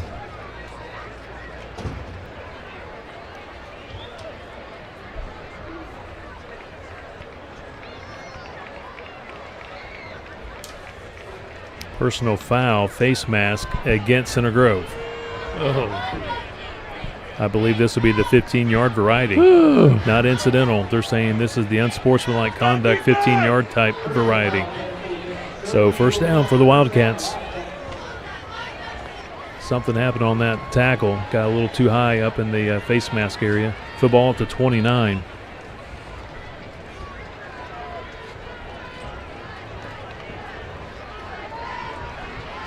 Don't fall asleep. They still got number 1 standing out there on that far sideline. That's Sales. He's looking in that direction. Prather looking. Now he comes this way to Moore. Moore, once again, that good spin move. Great but this tackle. time, is that Micaiah that got him down? Heck of a tackle by Micaiah. Ryan Micaiah, the sophomore DB. He was ready for that spin move. Tripped him up. He would have had plenty of green out in front of him there. Great job coming up, tackling him, getting him to the ground. Loss of 6 yards. 14 seconds left. Timeout called.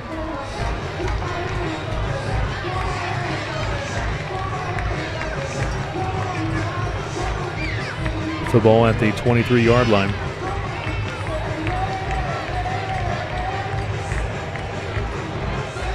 Stay tuned, coming up in just a moment. Our halftime show will get you caught up on week number 8 of the Indiana High School football season. Some scores from Central Indiana. Center Grove will conclude the regular season next week at Bloomington South. Center Grove last played down at South back in 2008. And Ted, that was my first year web streaming Center Grove football. I remember going down there, our very first football event ever. We scrimmaged Bloomington South that year, and then we went back down there Halloween night in the sectional semifinals. Jordan Allen led the Trojans to victory that night, blowout win, but CG goes back to Bloomington South for the first time since 2008 next Friday. Mr. Guilfoyle remembers some sectional 7 battles. You go down there, they probably still have those jugs, and they shake them real loud at you. They put rocks in them, I believe. In fact, I think maybe my freshman year, they beat us in the state playoffs there. I think sectional championship down at their place. Mo Moriarty is back involved, I think, right? Is he? I'm not for sure. Is he an assistant, maybe? I think so. Mo's a great coach. He is. Wonderful coach. There's Holding, another that's a flag, hold. and Prather's going to run the football. He gets out of bounds. He's tackled by Frankie Hayes, but there is a flag, 2 flags down at around the 15-yard line. It appears to be holding against the Wildcats. It is holding against LN. Somebody stick a fork on this first half. Let's get out of here.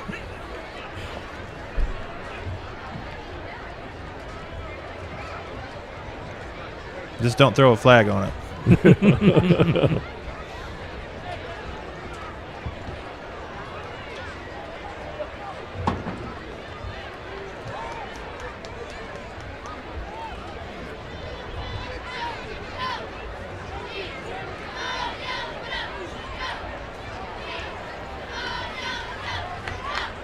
So with the penalty, it's now going to be inside the 15 at the 13-yard line.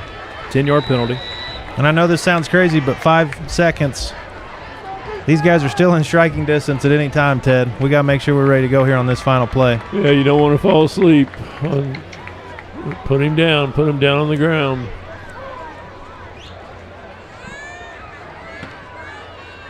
Hand off to Moore.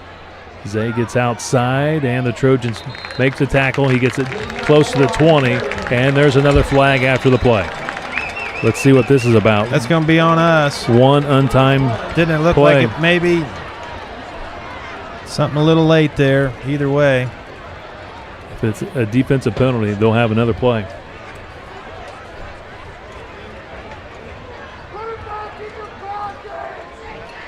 Football's at the 19. He picked up 6 yards.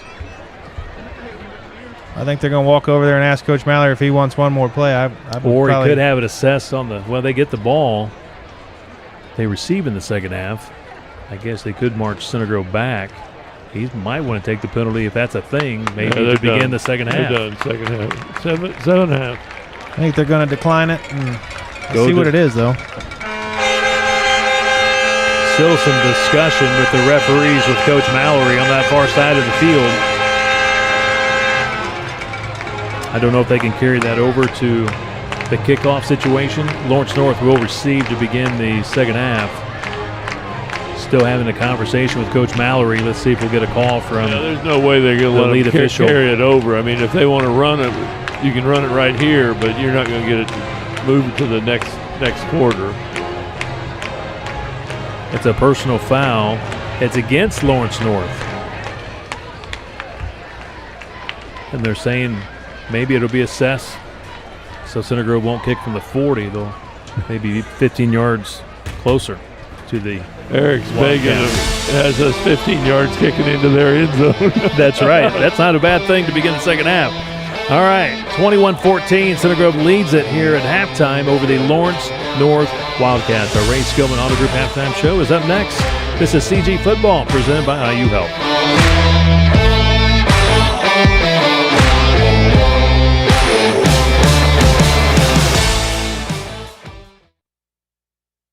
This is the place that's skill built. Here, highly skilled physicians never rest in their pursuit to heal, to comfort, to cure.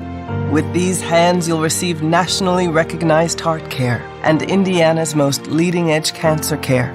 With these hearts, with these guts, with these brains, you'll find the highest level of care in the state. This is the hope that's skill built, and it's around every corner of Indiana University Health. At the barn at Bayhorse Inn, timeless charm and natural beauty create one of Indiana's most unforgettable settings. Surrounded by woods yet close to the city, it's where weddings, celebrations, and life's most meaningful moments become cherished memories. Right out front, the land has taken on new purpose with Shiloh's Corner, a Cunningham Group development.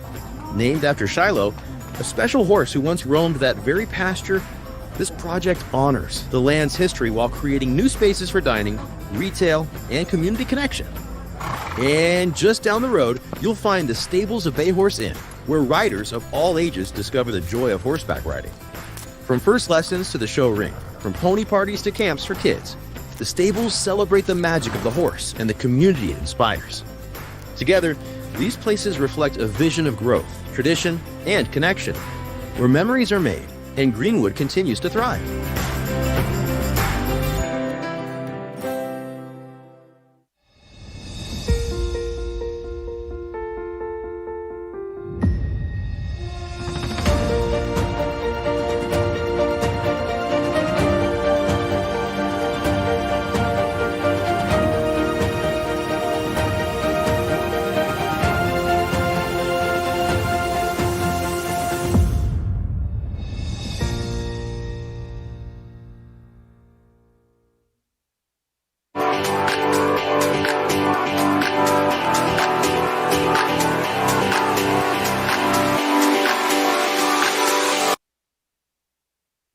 Take the rest of the year off from payments at Ray Skillman Buick GMC.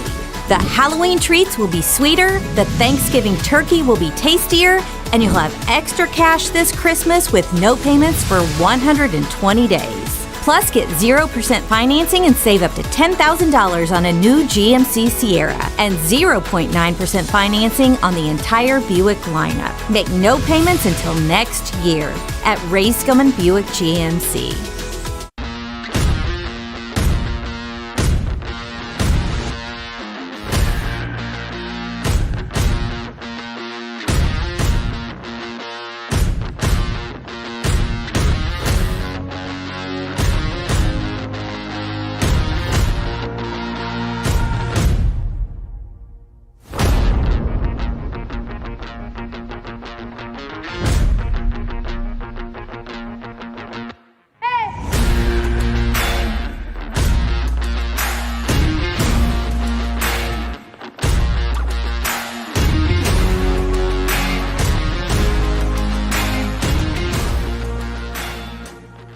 Don't settle for average. Choose Mark Linder, president of the Mark Linder team at Century 21 Sheets.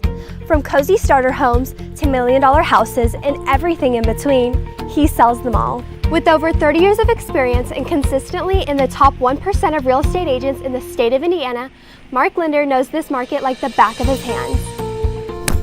Mark Linder supports the Trojans and our community because it's not just his job, it's his home. And just like any great football player, Mark Linder can tackle it all. Everybody gets the same care and attention, no matter who you are. Mark is proud to call Johnson County home, but even prouder to help others do the same. Blue signs, expert advice, and results that speak for themselves.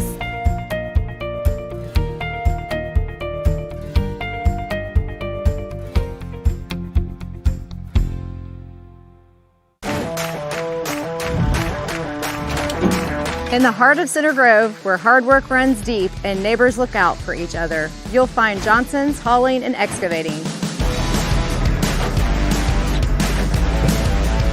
We specialize in commercial projects, including land clearing, site and utilities, completed with precision, safety, and pride. This isn't just a business, it's a family legacy. Born and raised right here in Center Grove, we built a reputation on trust, reliability, and getting the job done right. When it's time to start your next project, make Johnson's your first call.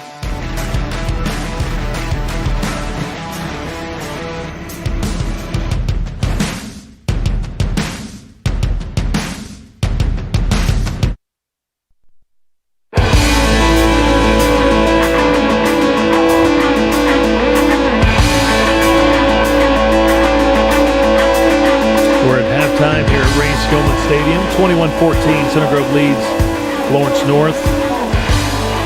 Dom Barron, touchdown reception, 44 yards. Biggerstaff, 36-yard touchdown run. And also Biggerstaff had another nice run for the Trojans from, I'm trying to check my notes here.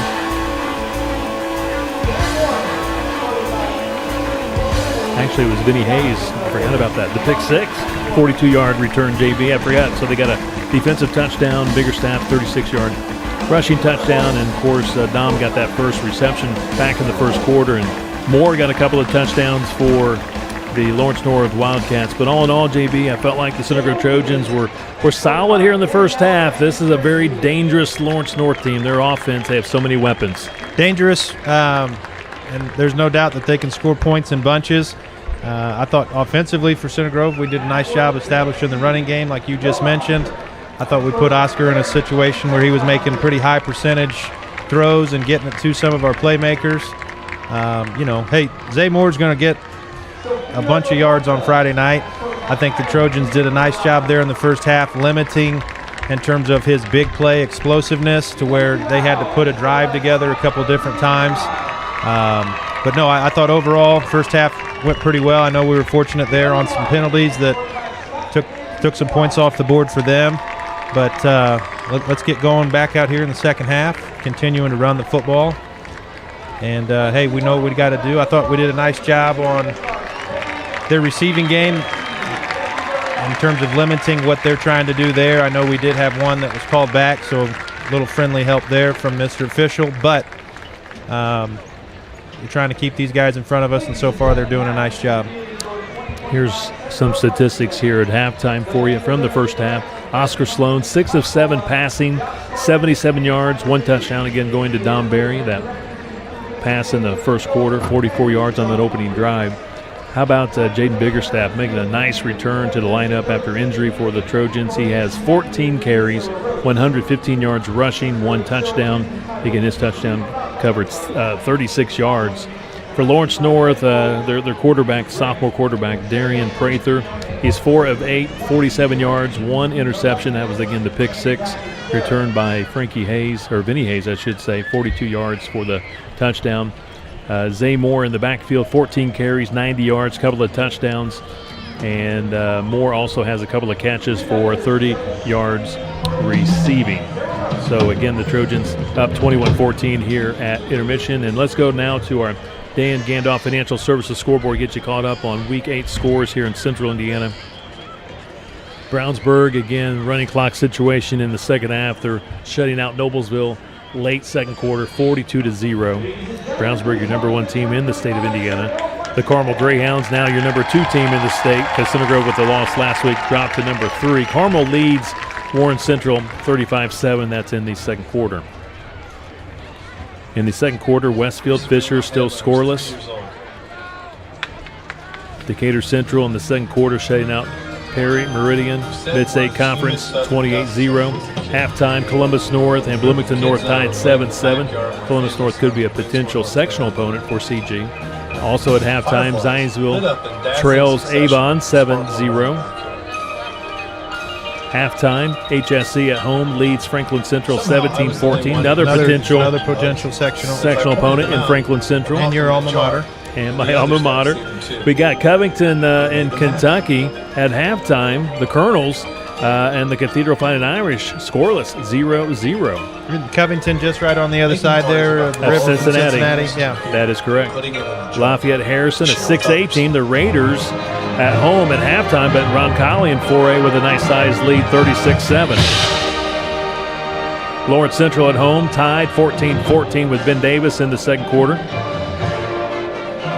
Pike at home leading North Central 21-7 at intermission. I think Lawrence North goes to Pike next year to finish their regular season. That's right, yeah.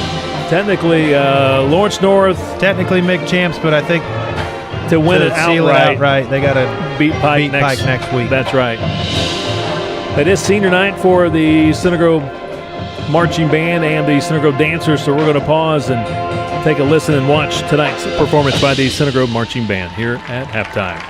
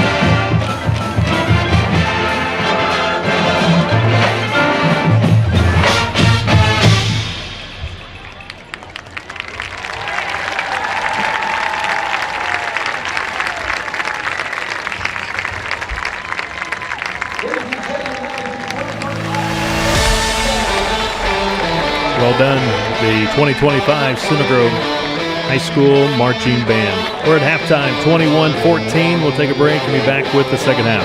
This is CG Football being presented tonight by IU Health.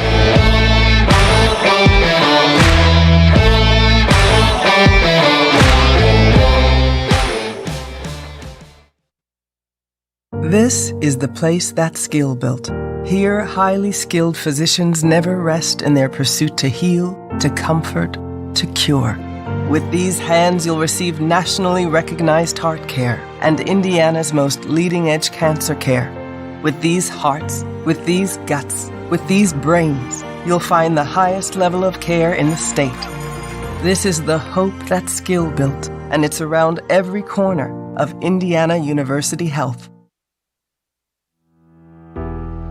Our clients operate in a world of constant evolution. At Forvis Mazars, we always look ahead.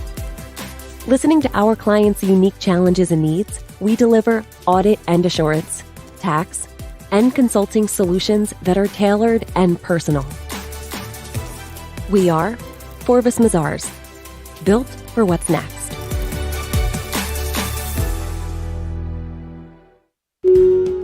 Hey, I'm Jeff Saturday, and my favorite thing when I was a professional football player was Indiana. The Hoosier State always made me feel like family. That's why I trust Indiana's hometown mortgage lender, Bailey & Wood. This family-owned company not only gives back to the communities they serve, but also with their 5-star customer service, they can close on your dream home in days, not weeks. So remember, Indiana, you can always get your mortgages at a snap with Bailey & Wood. Hey, Jeff, how does this look? Yay! Not bad, bud, but let's stick to mortgages. Prepare for scary good savings this month from Peterman Brothers. When you install a qualifying heating and cooling system with Peterman, the furnace is free. Take advantage of this fantastic deal before it disappears. Just visit PetermanHVAC.com. Some people spend all day washing and buffing their ride to shiny perfection by hand. But you've learned the fine art of delegation.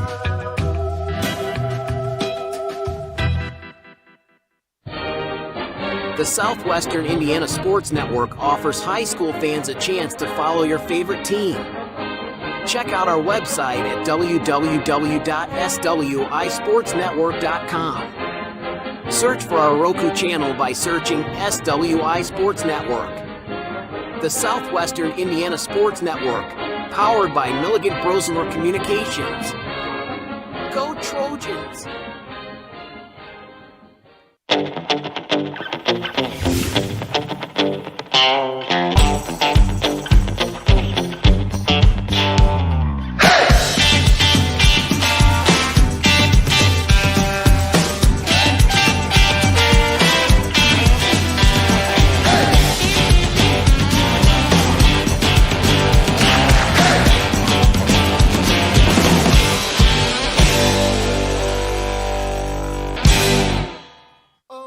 If you could live anywhere, where would it be?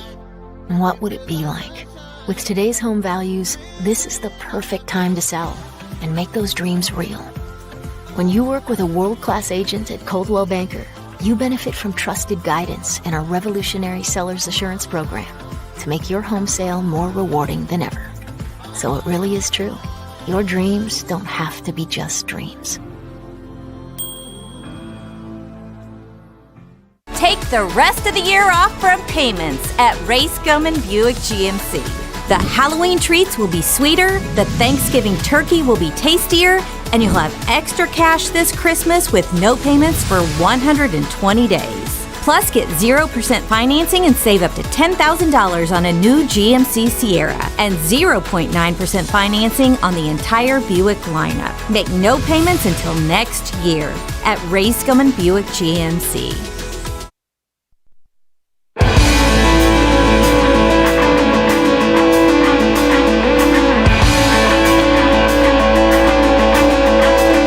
Back inside Ray Skillman Stadium, 21-14 here at intermission. Center Grove leads Lawrence North. Lawrence North will receive to begin the second half. Kevin Conrad, Ted Kitchell, and J.D. Paxson with you tonight high atop Ray Skillman Stadium. And Ted, again, just didn't know what to expect from Center Grove. Tough loss last week, first loss of the season. But I tell you, Coach Moore and his staff, they've put together a heck of a game plan so far in tonight's ball game against Lawrence North. That was a really strong first half for CG. Yeah, you know you're going to get a good effort out of Coach Moore and his staff getting together and finding some openings, things that they weren't able to do last week that they're able to do this week. So it moved the ball on ground, which is very important in their offense. Nice defensive play by Frankie. Or Vinny, I guess it was, right? Vinny? Yeah, Vinny had the pick six. Vinny had the pick six. That was big. But this possession here to start the half by both teams is very, very important because you could really take the steam out of Lawrence North if you could, get them 3 and out or get them to where they have to punt. If we continue to have to chase number 3 around all the way around the field, it's going to make a tough half. But it might be what you have to do, but then when we get the football back, I think it's very important for us to be able to move the football down the field. And JB, how great is it to have Biggerstaff back in the lineup? He's over 100 yards rushing here in the first half. No, and everything he did was between the tackles. He's running hard. Looks like for a guy coming off an ankle injury, looks like lower half's moving pretty well. And kind of fitting here, we got a penalty from the first half that'll carry over. So there were a couple flags in the half, weren't there? Yeah. I was just joking. I think our horn guy up top, he got a flag thrown against him. That was a little tongue-in-cheek there. So we're underway here in the third quarter. Again, because of that penalty at the end of the second quarter against LN, the 15-yard penalty. Cornpros kicking that one off from the LN 45, puts it in the end zone for a touchback, so the Wildcats will have it at their own 20. We've got to do a better job of putting him on the ground. Number 3, of course, we're talking about him. Mr. Moore, so he just really, really good and really good in space, so you've got to get 2 or 3 guys after him, and you got to get after him and put him on the ground. Our second half replays presented by Howard Companies. Our third quarter presented by IU Health and by Morgan Insurance Group.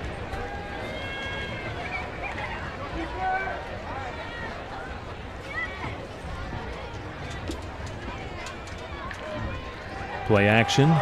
Throwing one to Sales. He's got the catch. Gone. And he will take it to the end zone untouched. Touchdown. Got by Micaiah, 80-yard touchdown pass. You got to scan the field, make sure no penalties, and I don't see any penalty flags. One play, touchdown LN. Yeah, that's what we talked about, momentum switch right there. I mean, they come out of the locker room, they wanted to get a hold of that momentum, and they got a one-on-one situation, and their guy was a little bit better than ours. Got free, nobody over the top. Nice little pitch and catch there for 80 yards to start for Lawrence North. 9 touchdown receptions for Sales on the season.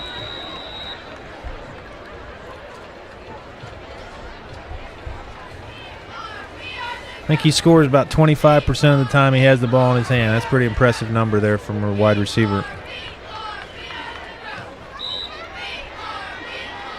Kick is good. We're tied at 21 apiece. That didn't take long. 12 seconds? Yeah.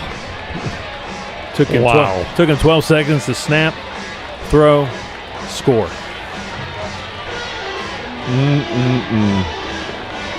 You see Coach Moore as the team comes off the field. Boy, he's cheering them up, man. He's trying to keep their daubers up.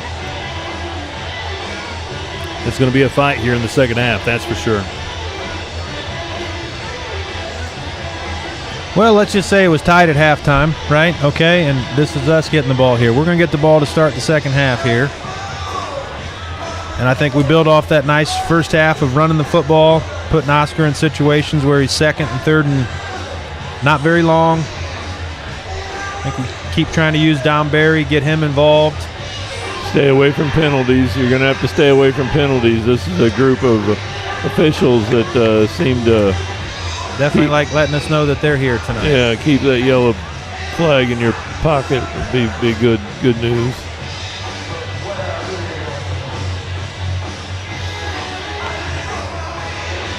It's pretty easy to see why I think every team in the country wants number 1 on their team. He's special. Made it look pretty easy getting down the field. Well, he gave so many problems. I mean, not are you worried about him, but if you don't tackle him, then you end up trying to tackle the wide receiver. You saw what he could do. He just went 80 yards without any problem. So, they create a lot of problems for you. They got a lot of playmakers.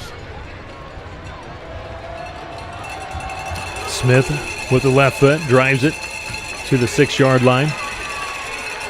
20, 25. Dives across the 25 and right on cue. What do you know? Another flag. Tilton with the return and a flag at the that's usually not good 30-yard line. Holding against, blocking the back maybe. Usually not against Center Grove. Yeah.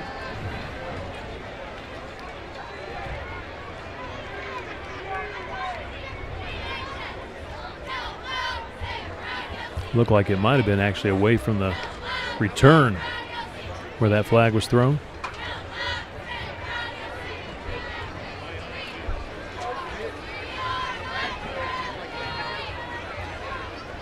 Ten-yard penalty, so now to be at the 16 for CG.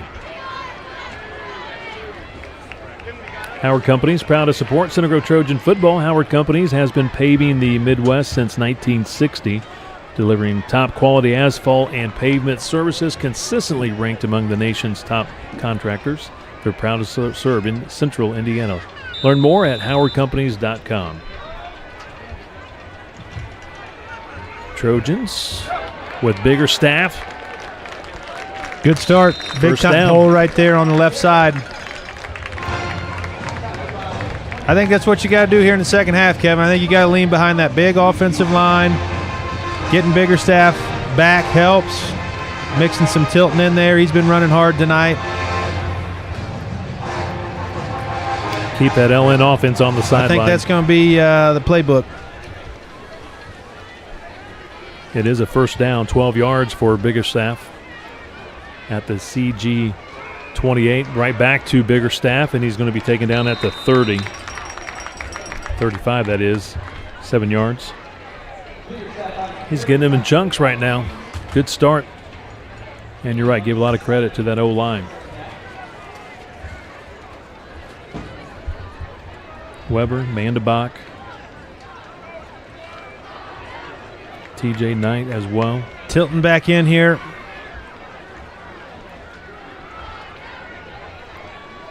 Kuntz and Madden are supposed to be splitting time at center. Nice run. Brody Tilton close to the 50. Spotted at the 49. I think if there's any type of knock on this Lawrence North team, it's that up front. They're just not quite as good as they were last year. They got a lot of new faces on this defense. Their two linebackers tackle at over 100 a clip for each of them, but the next closest guy's only got about 40 tackles. So not a ton of depth on this Lawrence North defense. Let's try and wear them down here in the second half.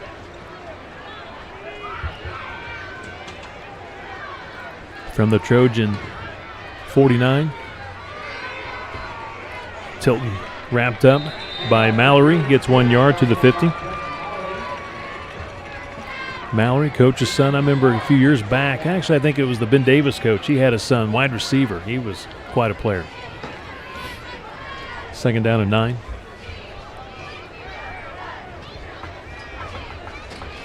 Looks like Coach Moore changing something here from the sideline with this next call, this next play. Mallory's having a nice year. He does a really nice job. He's athletic, gets to the football, and I tell you what, he is very physical too. Off the left tackle, Tilton inside the 35. First down, Trojans. Great run and good blocking right there. Doing like JB said, just hammer them around.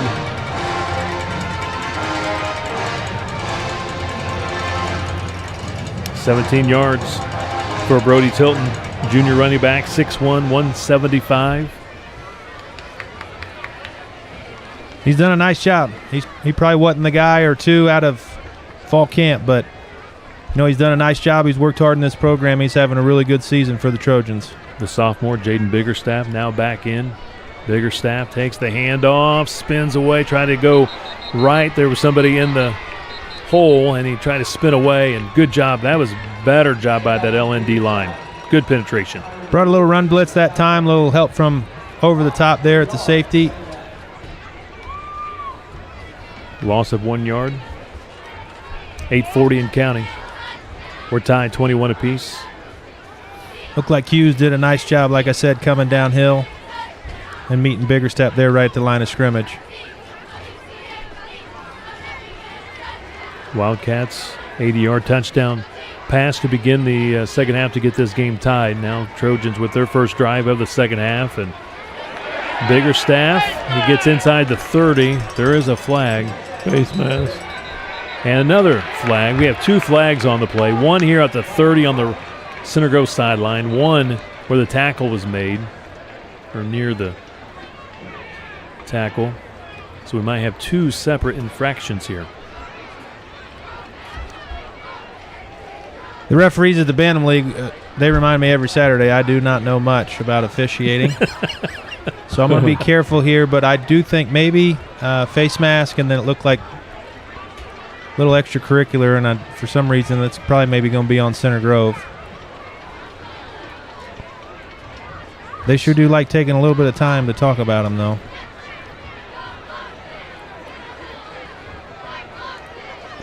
There was 6 yards picked up with that run play. Referee still talking things over, trying to sort things out. Maybe during the play, the face mask, they might walk that off, and then after the play, they'd walk it back. Maybe I don't know.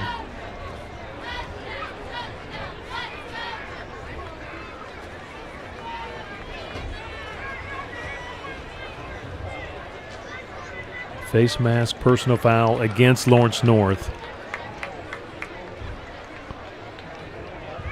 Then a dead ball. Is that a personal foul against Center Grove, or is this going to be offsetting? Well, like I said, I think during the play was the face mask. So they'll mark that penalty off. And now he's going to turn back around, it looks like, and walk off the personal foul. So these are the type of situations that we're really probably missing Rick Embry up here and all his vast knowledge of what is really going on down there right now. Wow.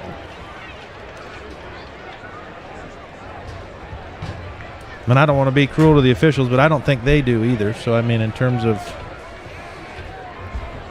Yeah, they're still trying to figure out how to mark this one. They're going to put the football at the 29-yard line.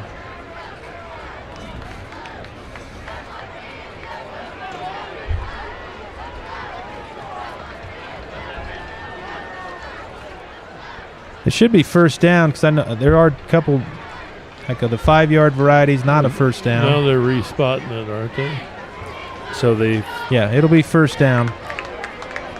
So it is first down at the 29. They're moving the chains. Finally moved the chains from the 34 to the 29. I think that's what we're going to go with. Face mask.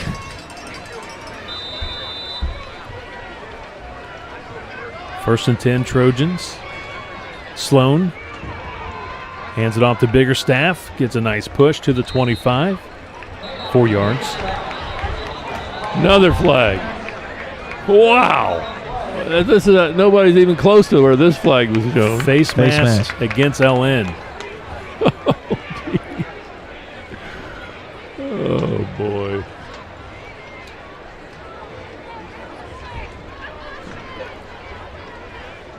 Eight minutes to play. We're in the third.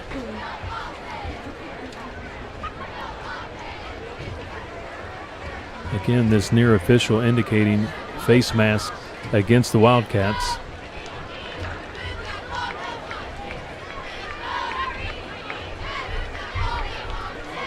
And it's a personal foul, face mask, 15 yards. Got half the distance, or he just marched 10. off 15 yards. He puts it at the 13.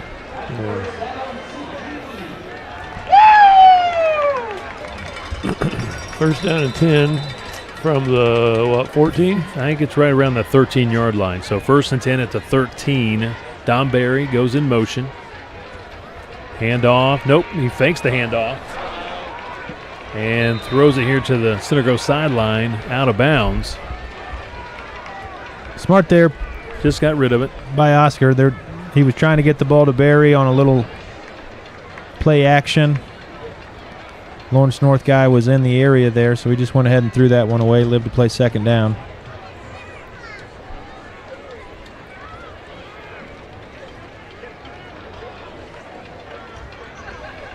Oliver splits out here to the right. Francis in the slot. Hand off. Tilton cuts it back. Touchdown. Great cutback. Great blocking. Great blocking. And a great answer there by Center Grove. Lawrence North came out with a haymaker. Trojans answer right back with some punching of their own. Good look at it right here. You can see he dives in there and then he moves to his right and he's wide open, almost not touched.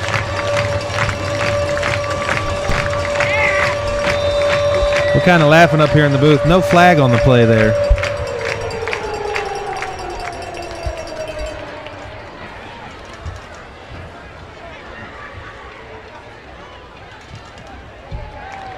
Dallas puts it through. 28-21 Center Grove. Good answer right there.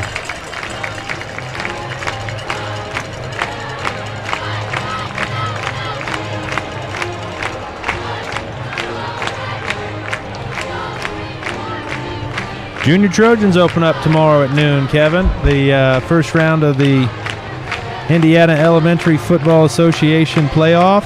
It'll be noon at home there on Collins Field, so if you're not anywhere on fall break just yet, noon tomorrow. Come check out the Junior Trojans. They've had a really nice year. And I believe it's Warren Central. And I think if they win, they play again at home next week. So yeah, the following Saturday will be the semifinals. They'll play that at Center Grove Middle School North, and we'll be there with the live stream. Not tomorrow, but a week from tomorrow. They got to win tomorrow first. And they'll play that at Middle School North. Next Saturday, we're going to be really busy. We've got a JV football, freshman football at Middle School North, and then we'll do the 2 football games, Junior Trojans, and then Noblesville, I think, will play in the other game as well in that Final Four. Noblesville's the other team this year. They beat the Junior Trojans a couple weeks ago at home. But Coach Andy Moore's doing a nice job down there with the Junior Trojans. Here we go against the kicking off. Hasn't been too positive for us tonight. Last time we looked like we had it fixed by doing the pooch kick, so let's see if we try that again. Yeah, he was able to put it around that 25-yard line on that LN side of the field. He's going to try that again, a little bit shorter, just inside the 30 at the 29. And take it down across the 35 to the 36. Coach Moore will take that every time. Yeah. 84 with the return. Davion Dean, sophomore, 6 yards. Try to keep it right around that 35-yard line. They'll start at the 36. Pretty sure that was Goins there on a special teams tackle. I think you'll live with Lawrence North getting the ball somewhere about right here as opposed to what they did a little bit earlier against us. Game time temperature 64, now 57 degrees. Definitely football weather. Nobody over there. Trojans by a touchdown. We're in the third quarter, 7:36 to play.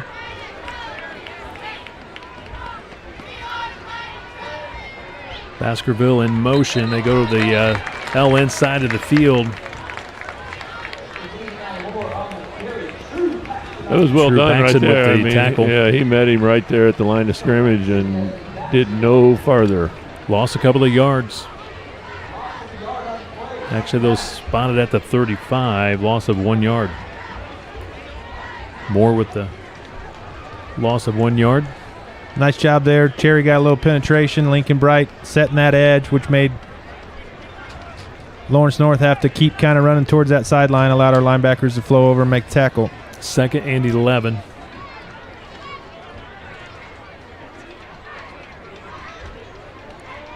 Moore, man, he's shifty. Well, he wanted to go right, then he wanted to go left, and he came back to the right. Gets it to the 39, 4 yards. Looked like Stanley made the tackle for the Trojans. Senior defensive lineman. 3rd and 7. If you look at the roster, they got Jeremy Stanley, defensive lineman, at 205 pounds. That's a typo, 205. If he's 205, then I'm 165. He's probably more like 275, 285, I'm guessing. I'm whatever my driver's license says. Exactly. Oh, Brian almost got him a sack, and now a pick. Oh, did he? Almost twice. Frankie Hayes had it in the hands, and he collided with his teammate, and it jarred it loose. It's an incomplete pass. Oné, I think, ran into Frankie Hayes, but what a defensive play by CG. Watch the replay. It kind of ricocheted there off of Frankie Hayes, and it looked like Oné right there was going to make it. Collided with his teammate, jarred it loose. 4th down, forcing the punt. Nice job there, the Trojan defense. Make sure they punt. Breck Mallory, linebacker, also punter. Wow, well done on that punt. Gets a heck of a roll. It stays out of the end zone. They're going to spot it at the 4. Oh, my. Well done by Mallory. 58 yards. Kind of like how Ted Kitchell did it back in the day. No. Ted, I will let you know, I'm happy to report. So in the Bantam Super Bowl this past Saturday, in 2 of the divisions, it was IU versus Purdue. So the Old Oaken Bucket and the Bantam Super Bowl. And guess what? Purdue won both games. So you know what? You guys have fun in Oregon tomorrow. We won the Bantam Football League twice last weekend. Unbelievable what Signetti's doing down there, though, isn't it? It is. I mean, he's made it enjoyable for everybody, his winners, and players, and the fans alike. Biggerstaff gets a yard. 2nd down and 9. 6:10 and counting here in this 3rd quarter. Trojans by a score, 28-21. Boy, it would be good for us to pick up a couple first downs here and kind of switch the field position on them.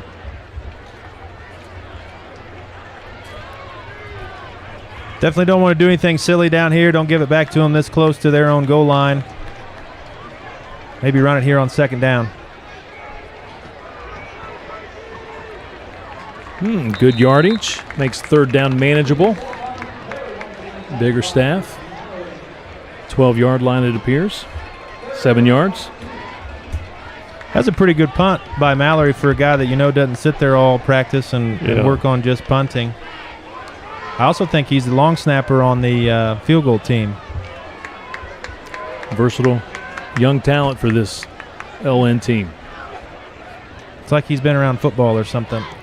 3rd and a couple. The Trojans run for the 1st down and a whole lot more. Biggerstaff across the 30 to the 31-yard line. That's big right there. Another penalty flag. Yeah, getting them out. Hold Back on. here at the 14-yard line. Flag at the 14. It is holding against the Center Grove Trojans. That'll take away the 1st down run by Biggerstaff.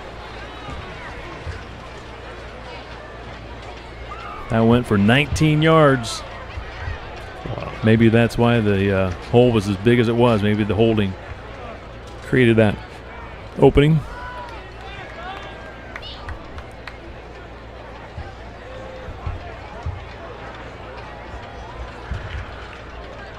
Now it's going to be right between, right there at the 8-yard line.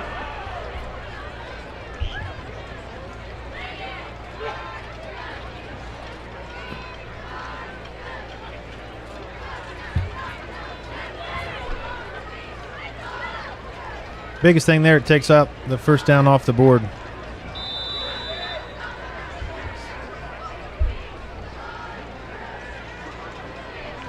So on 3rd down, puts on the brakes, some nice shifty moves.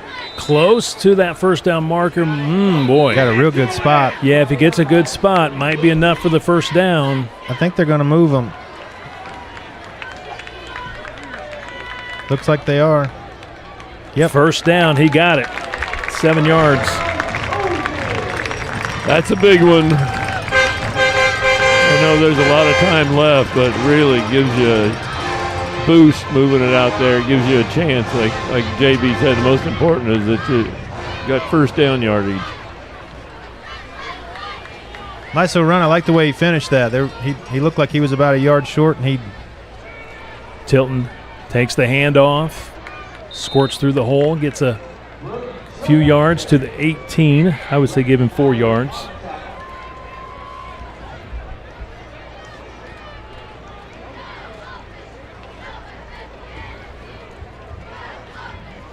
.4:15 and counting. Ted, it's okay to let that clock run down. Keep running the football, get those first downs, let that clock run. Try to wear out that Lawrence North defense. All the longtime listeners know he doesn't like it until that thing's about under 10 to snap it here on the broadcast. Snapping it about 4 seconds. Pass complete to Francis. He's got the first down, covers up the football. Good job.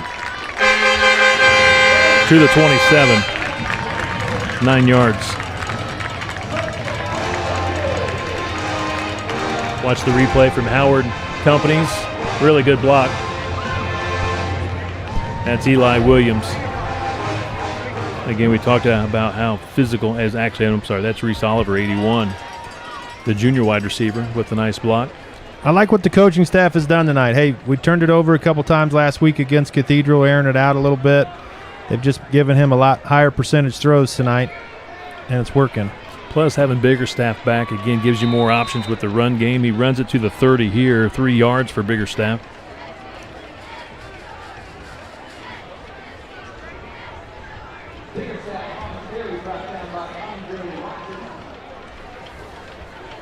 Lots of young quarterbacks. Center Grove's facing a sophomore. We've got a sophomore. Ben Davis and Warren Central both actually had freshman quarterbacks. Can you believe that, Ted? Yeah. The school's that big that, in fact, I think both of those 2 quarterbacks out there transferred in, if I'm not mistaken. 2nd down and 7. Biggerstaff, big opening. He's got the first down and almost breaks away for a possible touchdown. He's a little slow to his feet. I hope he's okay. 21 yards for Biggerstaff. He's going to limp off to the sideline. He's been battling an ankle injury back tonight, but man, he struggles to get to the sideline. Football at the 46. Give him 16 yards. Another big hole there up front. Nice job by Biggerstaff getting downhill in a hurry. Tilton into LN territory. Good tackle by the DB. Good blocking by the end out here on the right side. Give him an opportunity to pick up another first down. Tilton to the 42. 12 yards. Charlie Mandebach, right tackle there, getting out in front. Doing a nice job. Got a little help from Barry.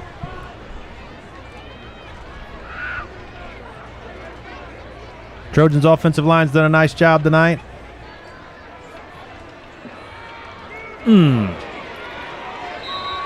Run blitz. Tilton dropped at the 45. Loses 3 yards. He's a little slow back to his feet, too. Oh, my. Biggerstaff had to limp off, and now Tilton is struggling.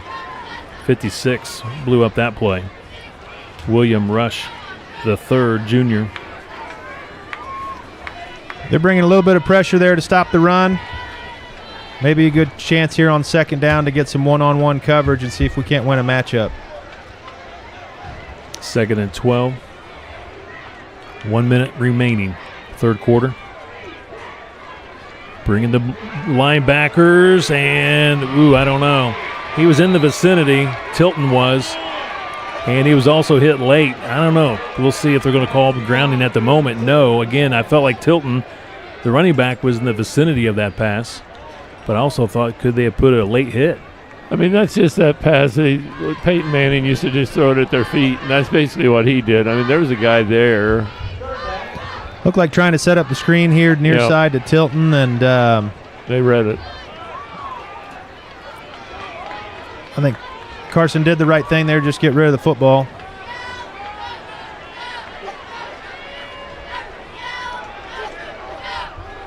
Four, three, time's running out, Got it Ooh, off. Wow. Sloan steps up in the pocket. He's scrambling and just really could not set his feet. Couldn't really look down the field. He was under pressure. He does get it to the 41, 3 yards. Brings up 4th and 9 for the Trojans, and we'll see Dallas Cornpropes in to punt for CG.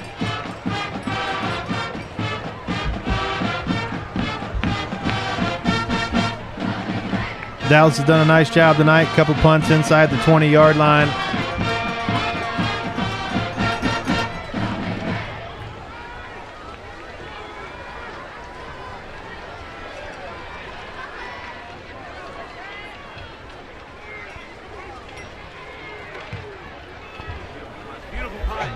Heck of a punt. Why is he calling for the fair catch? He will take Wow, that. he took it at the 1. You normally, put your Feet heels at the 10, heels at the 10, and yeah. if you go back, you let it go. 41 yards, well done by Cornpropes. Calls for the fair catch at the 1-yard line. 1-yard line.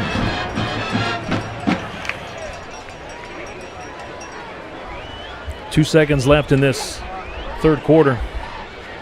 Well done by Dallas Cornpropes. He's had Another great job there. Yeah, special teams play. Again, I felt like Center Grove with the kicking game would have the advantage tonight.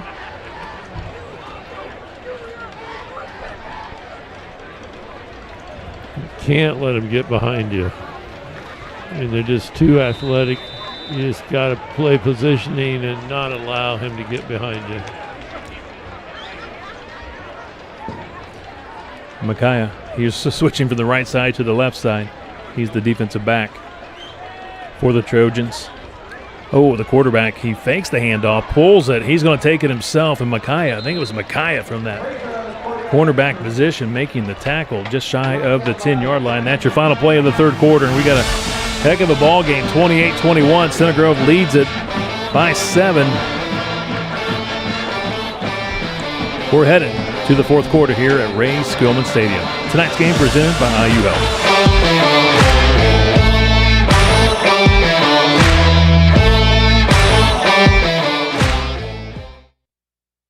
This is the place that's skill built. Here, highly skilled physicians never rest in their pursuit to heal, to comfort, to cure. With these hands, you'll receive nationally recognized heart care and Indiana's most leading-edge cancer care. With these hearts, with these guts, with these brains, you'll find the highest level of care in the state. This is the hope that's skill built, and it's around every corner of Indiana University Health. At Peterman Brothers, we see ourselves as more than a home service company. We're here to serve you, not just your home. Even if it's not about your heating, cooling, plumbing, or electrical system. We want to make sure when we come out, we're leaving you in a better state than when we arrived. And if we do mess up, we'll stand behind our work and not give up until we make it right. Because we're here to serve you, however we can.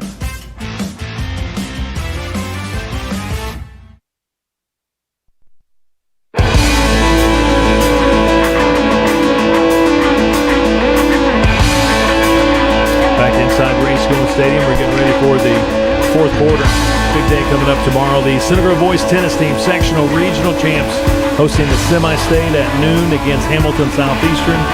Boys and girls soccer playing in sectional championships tomorrow. Boys at 2 against Whiteland at Whiteland. The girls at 6 o'clock at Greenwood against Columbus North. And girls volleyball will get underway next Thursday against Decatur Central at the Southport sectional. All the best as they all go into postseason play. It's been another fantastic fall sports season here for Center Grove. Second and short here for the Wildcats to begin things in the fourth quarter. More delayed handoff. He's got the first down. True Paxson tripped him up. Otherwise, that one could have been a home run for Moore. He gets tripped up at the 20-yard line. 11 yards. He was getting ready to take off.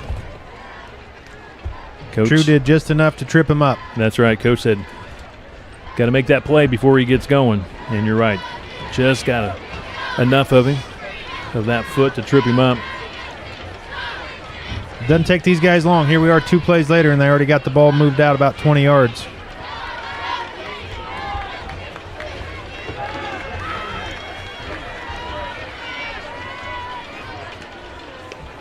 Prather, sophomore quarterback. Moore finds another nice opening. Nice run on first down. Taken down at the 28, 8 yards. Sounds like Paxson getting his name called again on that tackle. His dad and I have taught him pretty well. What we tell him is if he turns and shows his number to the announcer before anybody else does. That's a long-standing Paxson tradition. And I can tell you that my brother Jeff needed it more than any of us in terms of a little bit of help. 2nd down and 2 for the Wildcats. Center Grove fans coming alive. Delayed handoff again. He was really reading, the quarterback was, and well done by the Trojans. They drop him. Not much there. Stanley, I think, gets the tackle. Yeah, Stanley. You got to make a play right here. You got to really stick your foot in the ground and grit your teeth, and you've got to just not allow him to get over that yard line. You have got to make a play here. Trojan defensive line's done a nice job all year long. They create penetration. They create a lot of havoc up front. You got some big bodies. It all starts with Cherry, Lincoln Bright, and then how about that freshman? Mr. Sloan's having a nice year for the Trojans. Penetrate. Get some penetration. 3rd and 2. Moore looking for something. He found it. Man, he's a patient runner. Just kind of bounces off bodies, stays balanced, and then there's a flag after the play. Looks like Lincoln Bright maybe for Center Grove and one of the offensive linemen for Lawrence North tangled up after the game. I think. Could be offsetting. Looked like Cole and Bright got mixed up after the play.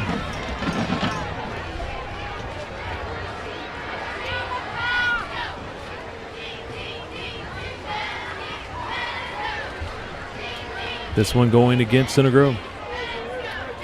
Lincoln Bright called for the penalty, 15-yarder. I can't see what the guy's saying. What did he say it was? Personal foul. They're going to say Lincoln Bright was after the play there. I didn't see it. They were mixing it up over there. I just saw a little bit of the tail end of it. Yeah, it looked like a helmet came off, and that's usually a pretty easy call. Football at the Center Grove 47. Our 4th quarter tonight presented by IU Health and by Kopetsky Auto Wash.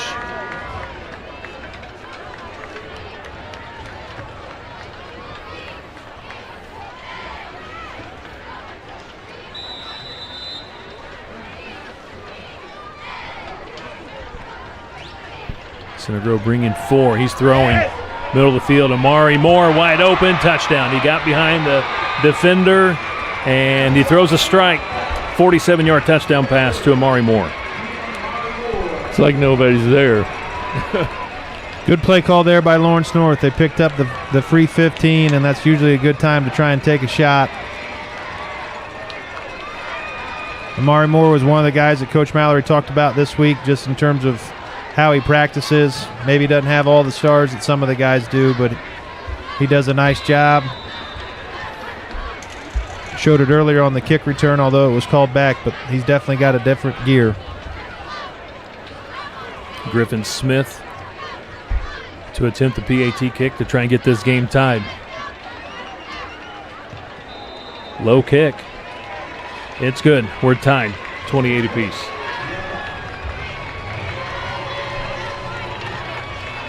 Austin, we got some time here. Take a look at our scoreboard. Hopefully Noblesville's at least kicked the field goal by this point. You know what? We shall see. It doesn't look like it. 42-zip. Brownsburg leads Noblesville. 4th quarter. Carmel at home. 3rd quarter up on Warren Central 42-7. Westfield leading Fishers 14-7. That's in the 4th. Westfield's a good football team. They are. Decatur Central 35-0 leading Perry Meridian. 4th quarter. Mid-state conference game. Bloomington North by 3 at the moment. 4th quarter, 24-21 over Columbus North. Avon leads Zionsville. Actually, it's a final. It says 14-7. Avon beats Zionsville. HSC at home leading Franklin Central in the fourth quarter, 38-28. Covington, Kentucky, the Colonels and the Cathedral Fighting Irish still scoreless, 0-0 third quarter. Lafayette Harrison, the Raiders at home, they lose to the Roncalli Royals, 57-20, that's the final. Lawrence Central and Ben Davis tied at 14 apiece in the third.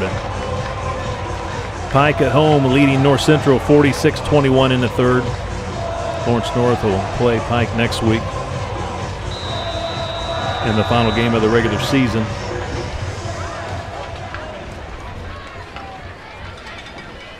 That'll be at Lawrence North. Center Grove goes to Bloomington South next Friday.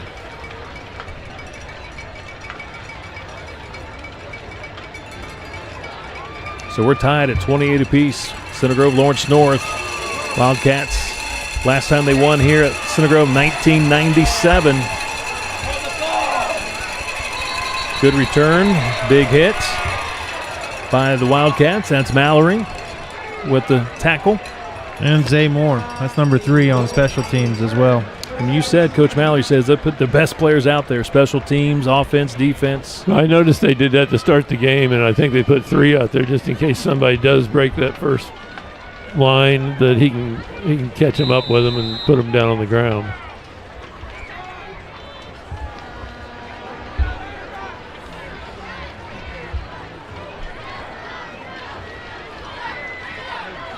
At the 27, Oscar Sloan, Biggerstaff back in there. Man, he really finishes off his runs hard. Like to see that at the end of that run there. Lowered his shoulder. He's hit 8 twice really hard tonight. That's Byers. 6 and yards. Glad to see Biggerstaff back in there. I know he got a little shaken up earlier. 6 yards. At the 33. There's that band you were talking about earlier, Kevin. They are doing a great job this year. 2nd and 4. We're under 9 minutes to play.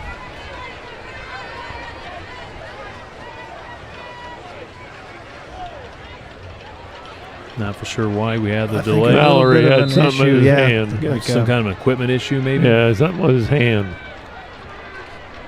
Biggerstaff trying to go left, cuts it back to the right. Gets it a yard. Better job by that LND line. Closed up that hole pretty quickly.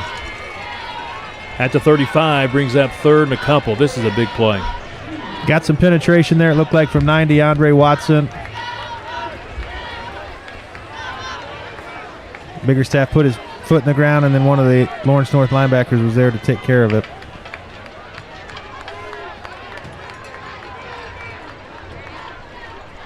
Biggerstaff with the first down, across midfield, on his feet, inside the 40.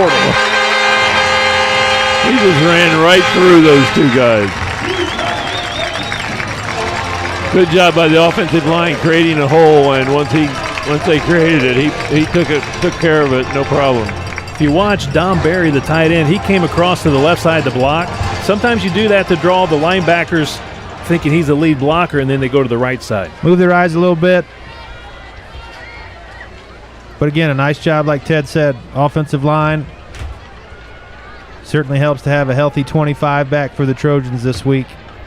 26 yards for Biggerstaff. Now Tilton in the backfield, trying to keep them as fresh as possible. Tilton north-south running right up the middle. Nothing fancy. Gets it to the 36, 3 yards for Tilton. 7:25 and counting. We're in the fourth quarter. Both teams at 6-1. Center Grove Class 6A, number 3. Lawrence North 6A, number 5.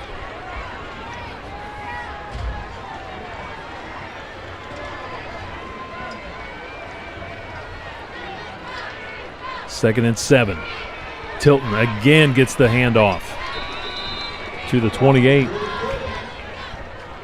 Make that the 33, excuse me. I would say 3 yards, yes, 3 yards.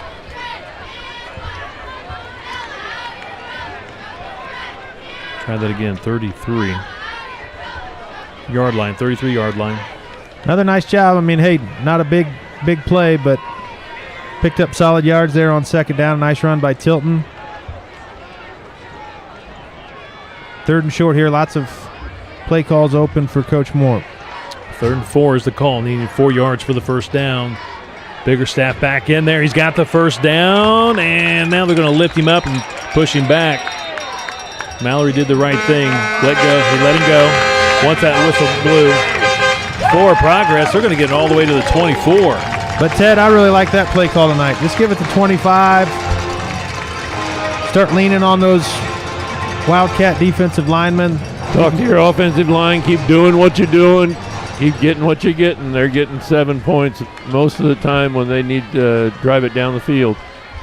Last week, I think Cathedral was real big up front, able to kind of take away a little bit from our size up front. But tonight, we've been leaning on them and getting a lot of push up front. That's what's helped Biggerstaff and Tilton. 1st and 10 at the 24. Biggerstaff 20, 15.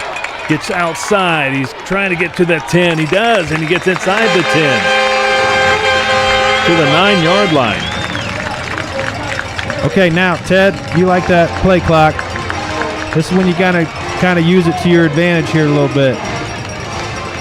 Definitely want to score, but you don't want to score maybe here on this next play. Try to keep much time off that clock before you give it back to this offense. They've got it. I can't really see over here. What, the 10-yard line? Yeah.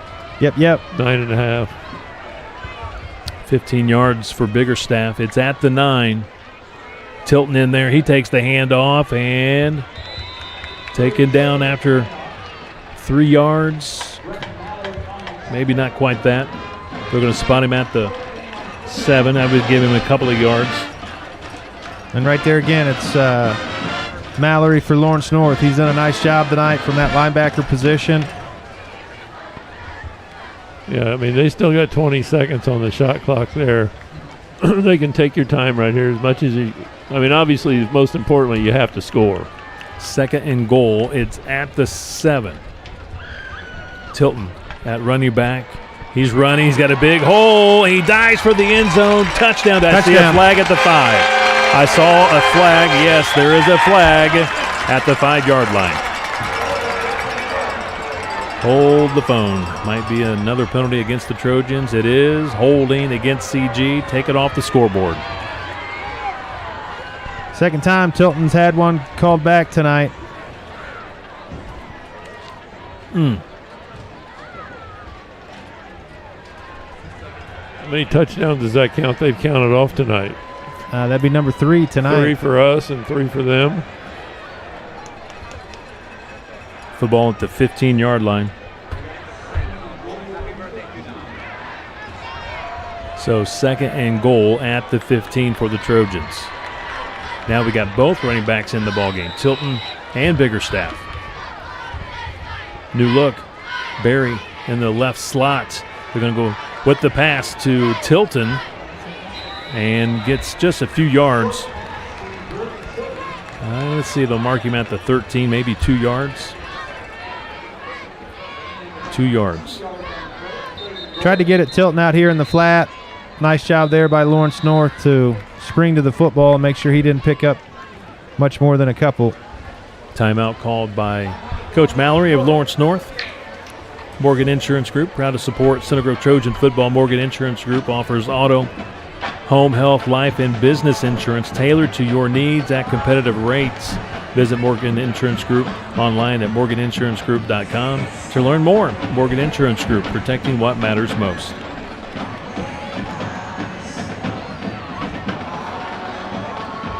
We'll call it 3rd down and 13 here. I know it's goal to go. Got to try and score here.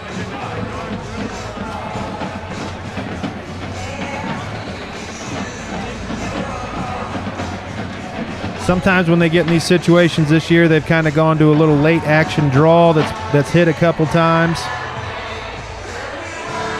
But I'd also be trying to figure out how to get 2 involved if we do decide to put it up. We've also seen Dom Barry down here be very effective. Yep. Sometimes RPO where Oscar reads it. If he can get that linebacker to suck up a little bit to the run.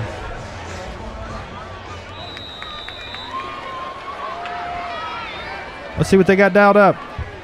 From the 13, they're going to try to run it with Biggerstaff, and that's not going anywhere. Losing some yardage on the play. 16 got in there and blew it up. Jeb Brown. You're going to coach the field goal. Looks like at the 13, yeah, they're going to say no gain.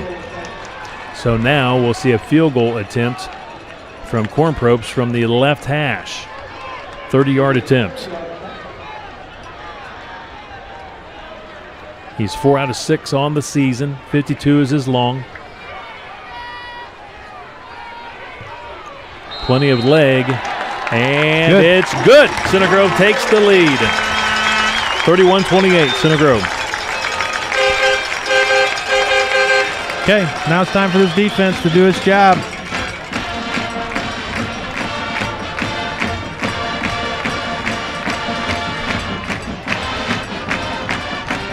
Corn Probes 5 of 7 on field goals. He had a couple of them blocked last week.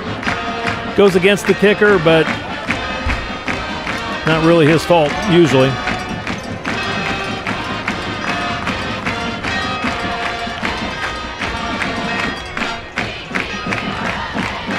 No, and I think, Ted, the field goal he kicked against Lawrence Central, he'd made 2 of them because then they had the penalty and they moved him back 5 yards. So, I mean, he's definitely got a leg. And he's done a nice job this year for the Trojans in the kicking game. It was a very, very well done as far as the field goal. It's just that I'm not sure that we can stop them long enough to not allow them to take the lead. So the defense needs to really step up here in the second half here.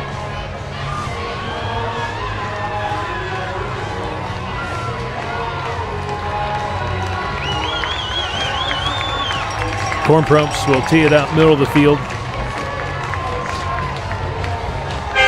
Wish he had just a little bit of wind at his back to try to put this thing through the end zone, but looks like Lawrence North's trying to scoot up to see if they can't get either 1, 2, or 3 in on the action here for Lawrence North. Oh, onside attempt, and it's going to be recovered by Lawrence North. McKellar recovers. What do you think about that? Hey, you know what? It's not that much worse than a 35. We're not playing for a MIC championship tonight, so. Almost worked. Almost. Football's at the 48, the LN 48. That's one of those as the assistant coach, when you make the suggestion, it sounds good until maybe you don't get it, though. Because now they've got the ball at midfield. 3:36 on the clock. Risky. Putting a lot of pressure now on your defense. I can tell you where it's going.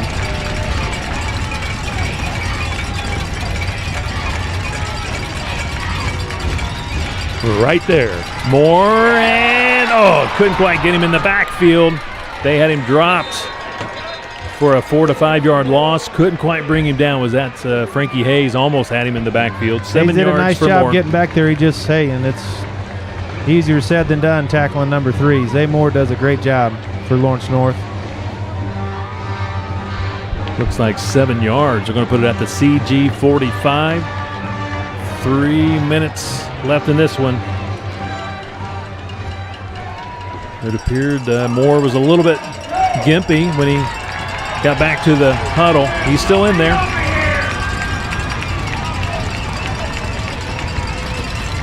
Second and 3. Moore around the left side. He has the first down. He's out of bounds. Stops the clock with 2:46.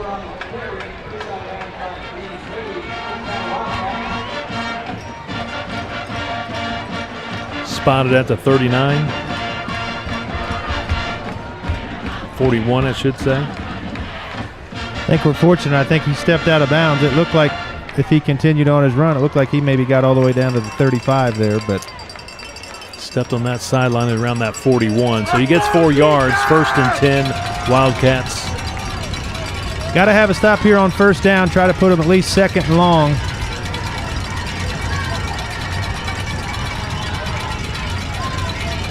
Oh, there it is. Maybe fighting for it. Come on, Lincoln. Moore got it back on it. Lincoln almost got it.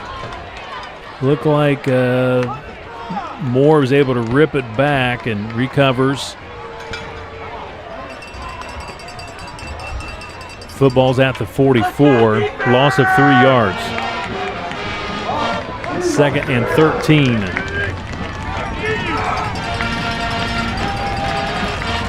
.228 and counting. We're in the 4th quarter. Center Grove by a field goal.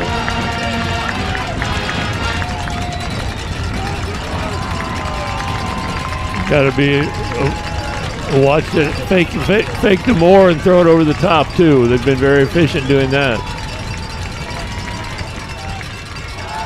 Throwing. It was tipped. It looked like it is caught. Spin move and close to the 20. Reception made by Davion Jones, the junior. First down, LN at the 21-yard line. 22-yard reception.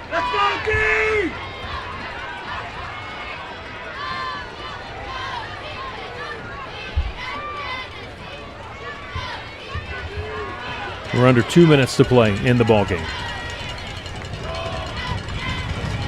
Let's get a turnover here, boys.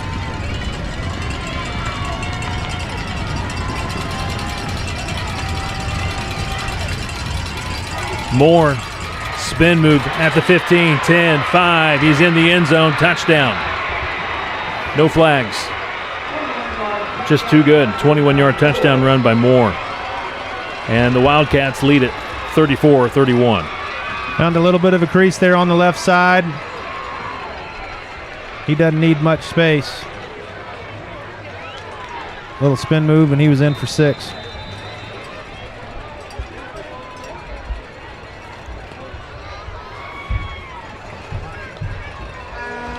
Big PAT here. A miss or maybe a Trojan block keeps it a field goal game.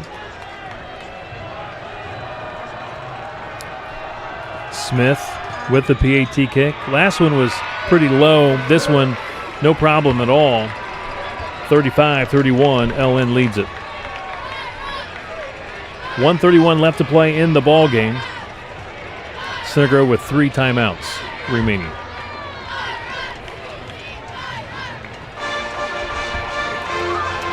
Center Grove football proudly presented tonight in part by John Bontrager of Allstate. Planning for your future. Allstate representative John Bontrager in Greenwood offers personalized financial services for your unique needs. Call 317-888-3200 today. You're in good hands with Allstate.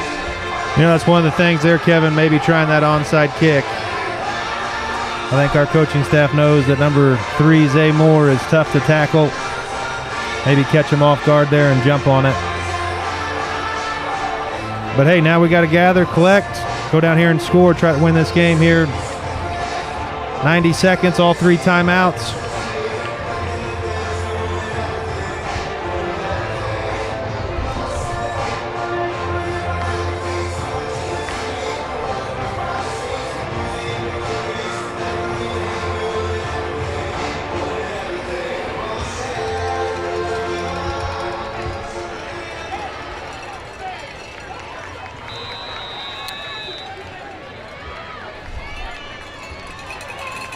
Maybe try to catch this thing in the air. Different kicker, Cameron Knox, sophomore, kicking. Get some return yardage here. Don't know what the difference is between Knox and Griffin Smith, but Knox is going to kick off. Center Grove's going to come up at around the 16. That's Aiden Francis to the 35. Stood up and taken down at the 37. Center Grove has 1:25 to work with. Got to score a touchdown here.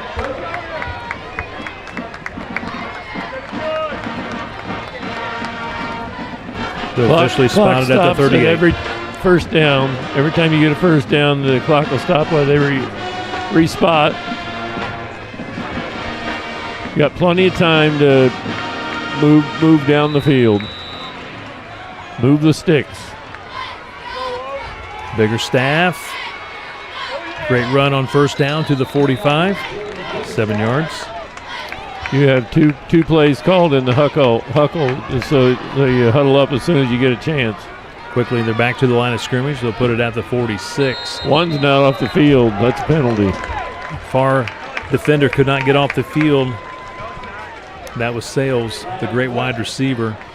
Too many men on the field. Should be a 5-yard penalty. 5-yard penalty against the Wildcats. Let's be ready to go as soon as they put the football down here. Yeah, I mean, you're at the 50-yard line. You're halfway there. At the LN 49. Minute 6.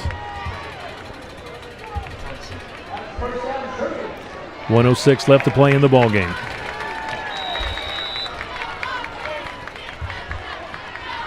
Sloan stands tall in the pocket. Looking for Williams. Oh, dives for it. Can't quite bring it in. Let him too much.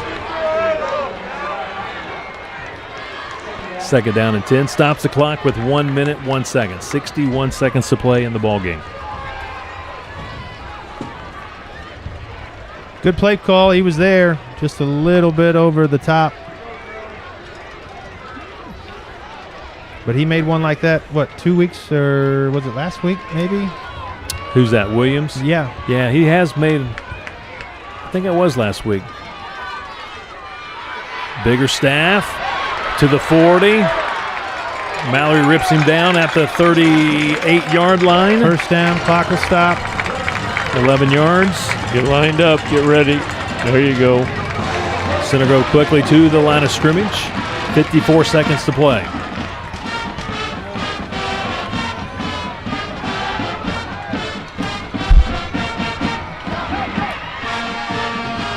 Use one of their timeouts here.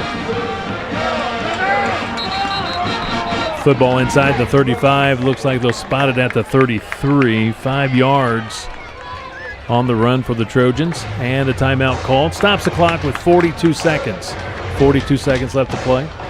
Second down coming up here for the Trojans.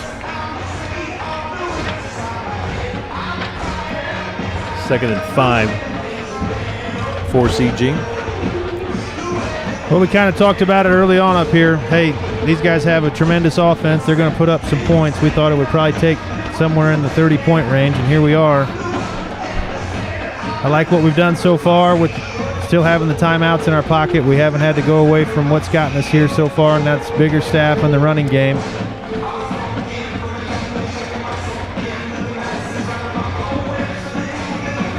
Center Grove still with 2 more timeouts. What that means is you can run the ball if you feel like you needed to. You can run it to pick up a first down and then call a timeout.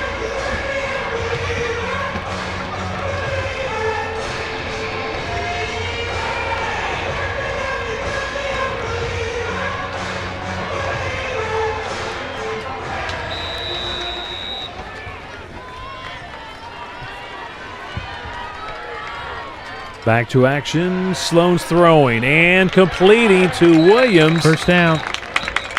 It is a first down. They should stop the clock to move the chains. They do. It stops with 39 seconds. 9 yards for Williams. Football at the 23-yard line. Sloan backpedaling. He throws for Williams. He makes the catch, but I believe he's out of bounds. Yeah, he's out of bounds. Incomplete pass. Stops the clock with 33 seconds, 33.8. They're looking for Williams. He's making some tough catches. He caught that. He just wasn't able to get his foot in bounds. High school football, just the 1 foot. Just the 1 foot. 1 touch in. Second and 10. Reese Oliver in with the next play for CG.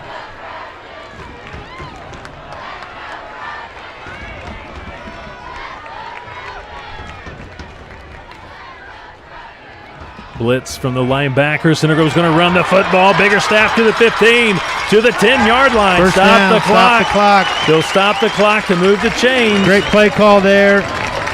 Lawrence North was coming with some pressure. You can always just clock it. There He you does. Go. There you go.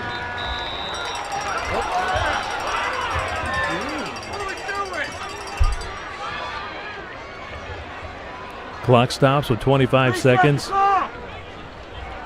He does spike it. Stops the clock. Second down and goal.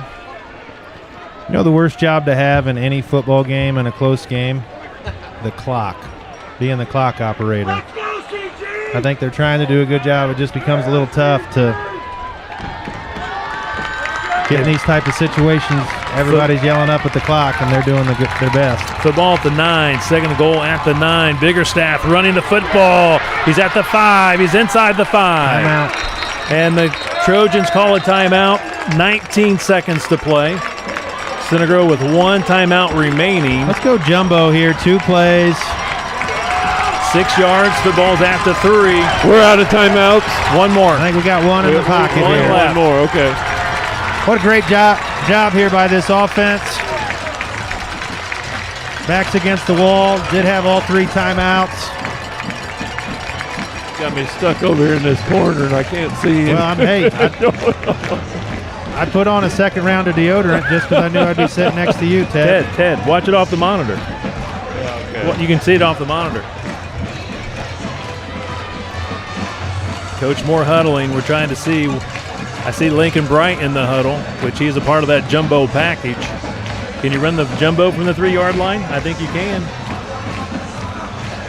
Football's at the 3. I think let's get that jumbo package out there. We're going to have 2 more plays here. 19 seconds to go.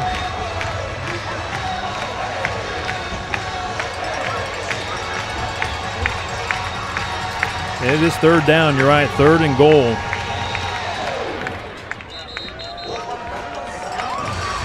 Here comes Jumbo.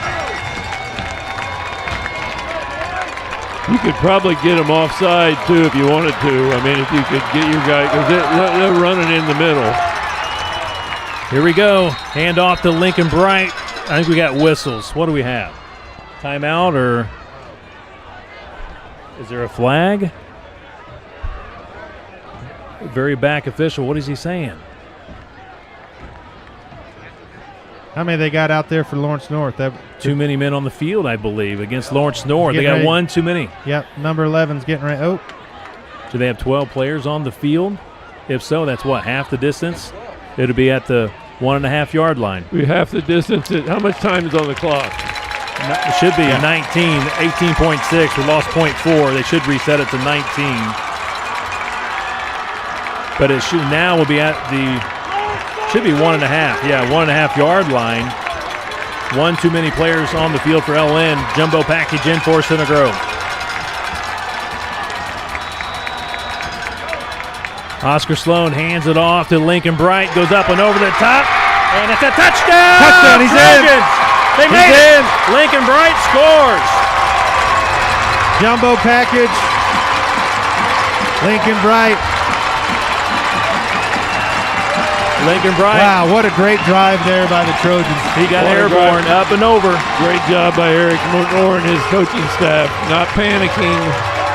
Know that they had a good, the guys that could get it done, and they did it both running and passing down the football field. Outstanding. 15 seconds left. This is important. Trying to get it to a 3-point lead. And he put it through. Center Grove by 3. 38-35. Center Grove by 3.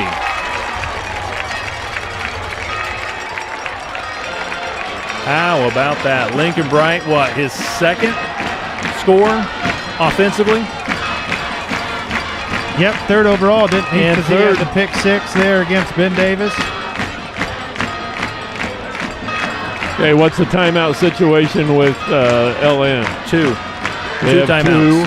All right. Again, 15 seconds to work with.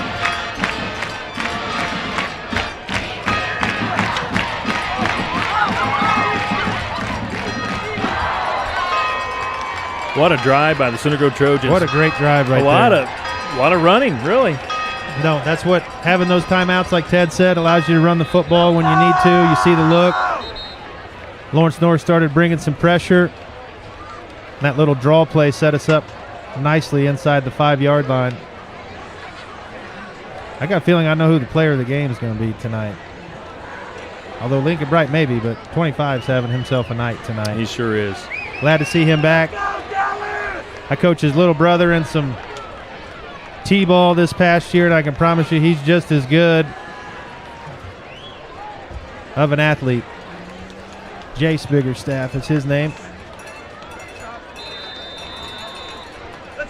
This will be interesting. What do you do with this kickoff? Do you squib it, pop it up? I think you try to pooch it down there in the corner about 25-yard line. Still think you got to keep it out of those 3 guys deep hands somehow. Corn Propes. He's going to squib it to the Center Grove side of the field. The LN player fields it and goes straight down. That's Davion Dean. He goes straight down at the 32. Well, I'm betting the coach would have wished if the guy had fielded it and tossed it back to one of those 3. Yeah. That couldn't have been any better for Center Grove. That's exactly what they needed. Davion Dean, a sophomore out there. He's a wide receiver. 12 down to 13-2. Yeah, 13.2 seconds left in the ball game. LN with 2 timeouts. Football at the 32-yard line. Come on, boys. I said the one thing I can't do on my inauguration is lose. Otherwise, they won't have me back. Griffin Smith, he's 2 of 2 of field goals this year. 32 is his long. 3 receivers here on the right, 1 to the left. Moore, the lone running back. Prather scrambling. He's going to throw one deep. Throws it up for grabs, and it's picked off by the Trojans. Center Grove picked it off. 4 seconds left. Center Grove's going to win it. How about that? Vinny Hayes, his second INT of the night. Vinny Good job, Hayes. Vinny.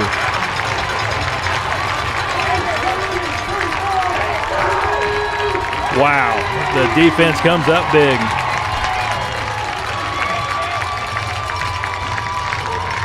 Coach Moore remains undefeated against LN here on the home field.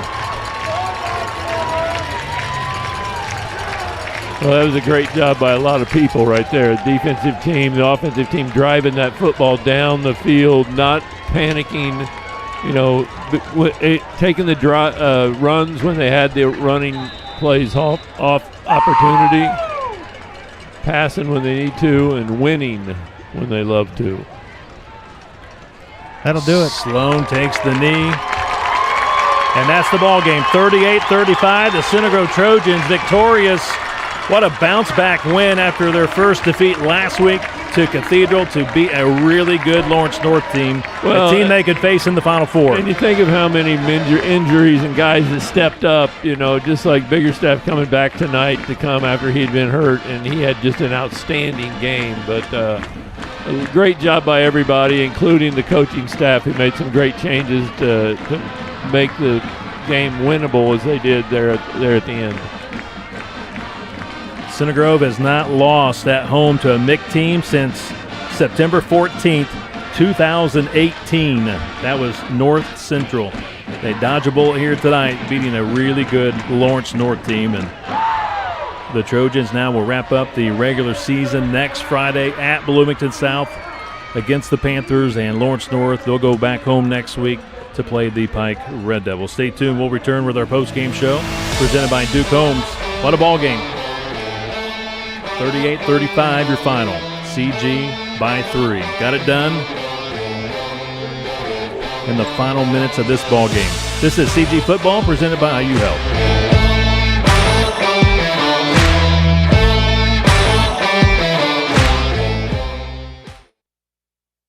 This is the place that's skill built. Here, highly skilled physicians never rest in their pursuit to heal, to comfort, to cure. With these hands, you'll receive nationally recognized heart care and Indiana's most leading-edge cancer care. With these hearts, with these guts, with these brains, you'll find the highest level of care in the state. This is the hope that's skill built, and it's around every corner of Indiana University Health.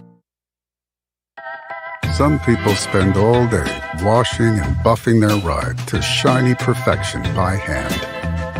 But you've learned the fine art of delegation. At the barn at Bayhorse Inn, timeless charm and natural beauty create one of Indiana's most unforgettable settings. Surrounded by woods yet close to the city, it's where weddings, Celebrations and life's most meaningful moments become cherished memories. Right out front, the land has taken on new purpose with Shiloh's Corner, a Cunningham Group development. Named after Shiloh, a special horse who once roamed that very pasture, this project honors the land's history while creating new spaces for dining, retail, and community connection. And just down the road, you'll find the stables of Bayhorse Inn, where riders of all ages discover the joy of horseback riding. From first lessons to the show ring, from pony parties to camps for kids, the stables celebrate the magic of the horse and the community it inspires. Together, these places reflect a vision of growth, tradition, and connection, where memories are made and Greenwood continues to thrive.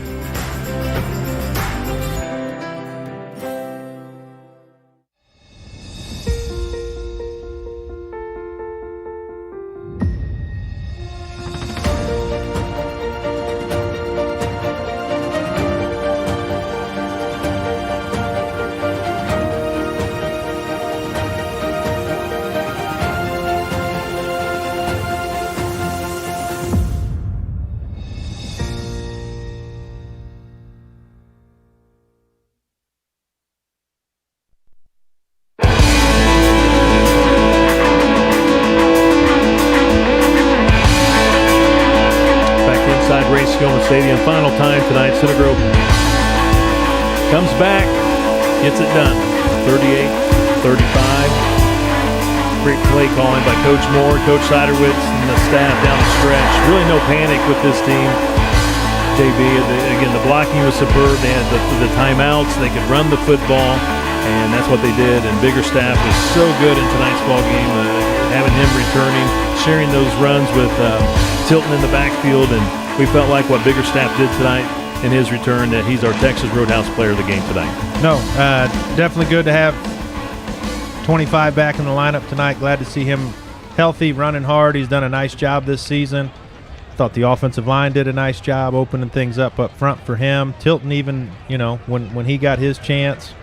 But there, like you mentioned on that final drive, you got all 3 timeouts and still allowed us to run the football, which we did. And Lincoln Bright puts a little exclamation point on it over the top. And I can tell you right now, that's an excited football team down there. Bounce back, refocus a little bit this week. Everybody else probably going to be out of town. They're going to be here practicing. And let's get ready for Bloomington South next Friday night. Yeah, a tough loss last week. It's a Cathedral. That could shake your confidence a little bit. Maybe that little doubt creeps into your mind. It's like, are we really this good, or maybe we're not that good? You start kind of having those thoughts maybe, and I just think what Coach Moore and his staff, what they do, they just get back to work, and obviously they came out with a wonderful game plan tonight. I'll be honest, I was very concerned about this LN team. I thought they were going to have that potential after you see what they did last week with 63 points against Warren Central. I felt like they could come out here and score a ton of points, and Center Grove struggled to score last week against Cathedral. But, man, they got back to work. They regrouped. Great, game plan tonight and got it done. No, and you alluded to it a little bit off air. I think you've got some stats that are pretty impressive for Coach Moore and this program in terms of, back-to-back home losses hadn't happened here in a long time. It's incredible. Now, obviously, getting ready to rejoin the MIC, but you said we hadn't lost to a MIC opponent, right, since 2018. Yeah, 2018. Last time a MIC team won here, and Center Grove lost last week, and the last time the Trojans had ever lost 2 straight, you got to go way back to 2014. And if you want to go actually back-to-back, truly, one game, home and the next week at home, then you go back to 2011, the last time that happened. So it doesn't happen very often. Yeah, there's a reason the teams don't like coming here to play, even despite, the fall break crowd not being quite what it's used to here at Ray Skillman Stadium. It was a good crowd tonight. Everybody was into it. And I'm really proud, especially this offense. Last week, that's probably where a few of the fingers were probably getting pointed from, the peanut gallery. But they did a nice job tonight. We ran the football, and I thought Oscar did a nice job, putting the ball where he needed it to. And we didn't ask too much of him to put him in a position where, maybe some of those silly turnovers that can hurt an offense. Now the Trojans will be at Bloomington South next Friday to close out the regular season. Then they'll get a week off. Then they'll have the state tournament the following week on Halloween night, the sectional semifinals. The actual sectional draw will be this Sunday at 6 o'clock, ihsatv.org. You can watch the tournament draw there. Hopefully the Trojans get a good draw. heard down below that maybe Jeffersonville, they have construction. They may not want to host the first round or host at all a sectional game. That's what I'm hearing. Well, I tell you what, I've never personally made the drive down to Jeffersonville, but as number 11's uncle, I would be this year, and I'm not too disappointed if they say that they'll go ahead and come here. And like you said, not have that count against us in terms of us hosting a playoff game that would, hurt us from having something here later in the tournament. Also, you got Franklin Central and Columbus North in that sectional as well. Before we wrap things up, JB, let's go back to our Dan Gandolf Financial Services scoreboard one last time tonight. Should have some finals. Brownsburg, big win at Noblesville, 42-7. Brownsburg's for real. There's no doubt about that. State defending champs, and then Carmel, I think they're for real too. They, along with Westfield, seem to be the top two teams in the North. They beat Warren Central tonight, 42-7. Not only was he really good when he was at Warren Central, he was really good when he was at Carmel. He's obviously been down at IU for a couple years, but Kevin Wright being back at Carmel is going to make a big difference for the Greyhounds. Low-scoring game, but Westfield at home beats Fishers 14-7. I think Westfield's got pretty good defense this year. Decatur Central, 35-0 over Perry Meridian. Bloomington North hangs on to beat Columbus North 31-28. Avon victorious at Zionsville 14-7. 38-35, HSC in the fourth quarter by 3 over Franklin Central. Not quite a final yet. Covington and Kentucky, they finally get on the board. They beat Cathedral 17-10. And let's see, Roncalli on the road taking on 6A Lafayette Harrison. The Royals with a nice win against the Raiders, 57-20. Lawrence Central at home losing to Ben Davis 28-14. Again, that's in the final quarter. Pike at home, big win over North Central 46-28. Again, your final here, 38-35 Center Grove with the win over LN, 7-1 on the season. The Wildcats now 6-2, and hopefully we got through this game with no injuries or minimal injuries. It didn't look like it. I know it looked like I think Biggerstaff had come out shaken up on a play, but obviously you saw him in there on the final drive. I think the biggest thing the next 2 to 3 weeks for Center Grove is trying to get everybody healthy. It sounds like there's some talks that Reese may be back next week, which is pretty exciting. He can run the football pretty hard, and getting him back there. And then I think Ricky should be back here in a couple weeks. Yeah, 1 to 2 weeks. That's what I'm hearing. Yeah, and obviously getting a little bit of depth back there again with Tilton and with Biggerstaff's going to help. But hey, the Trojans' success the next 6 to 7 weeks is going to be behind that big offensive line, and on the other side of the football, it's going to be that defensive line that did a good job tonight. Just got word that HSC FC final. I think HSC got the win there. So Franklin Central, again, could be a potential sectional opponent for the Center Grove Trojans. Yep, HSC did win that game against Franklin Central tonight. Well, JB, appreciate you sitting in tonight for Rick. Rick on the road this weekend visiting his son down at Georgia Tech. They're going to take in that Georgia Tech, Virginia Tech game tomorrow, but appreciate you sitting in tonight.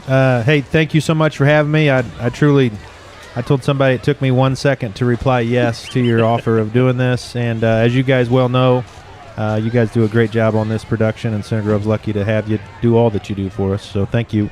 Thank you, JB. Appreciate that very much. So, again, your final score tonight, Center Grove victorious 38-35, Trojans 7-1, LN at 6-2. Tonight's Center Grove football coverage was produced by CG Sports Network. Our presenting sponsor was IU Health. Special thanks to Center Grove Gridiron President Aaron Holtz, Sponsorship Director Brent Lay, Treasurer Cindy Adams, Executive Producer Austin Tyke. Our camera operators Bill Todd and Sam Venegas, along with our spotter Sean Guilfoy. Again, the Trojans will have the audio stream for you coming up next Friday from Bloomington South. Kickoff scheduled for 7 o'clock. Again, our next web stream coming up tomorrow. We got a doubleheader for you. 2 o'clock, CG Boys Soccer sectional final at Whiteland taking on the Warriors. And then the girls soccer team will be at Greenwood at 6 o'clock to take on Columbus North in that sectional final. Until tomorrow, this is Kevin Conrad for Ted Kitchell and JB Paxton saying good night, everyone, from Ray Skillman Stadium at Center Grove High School.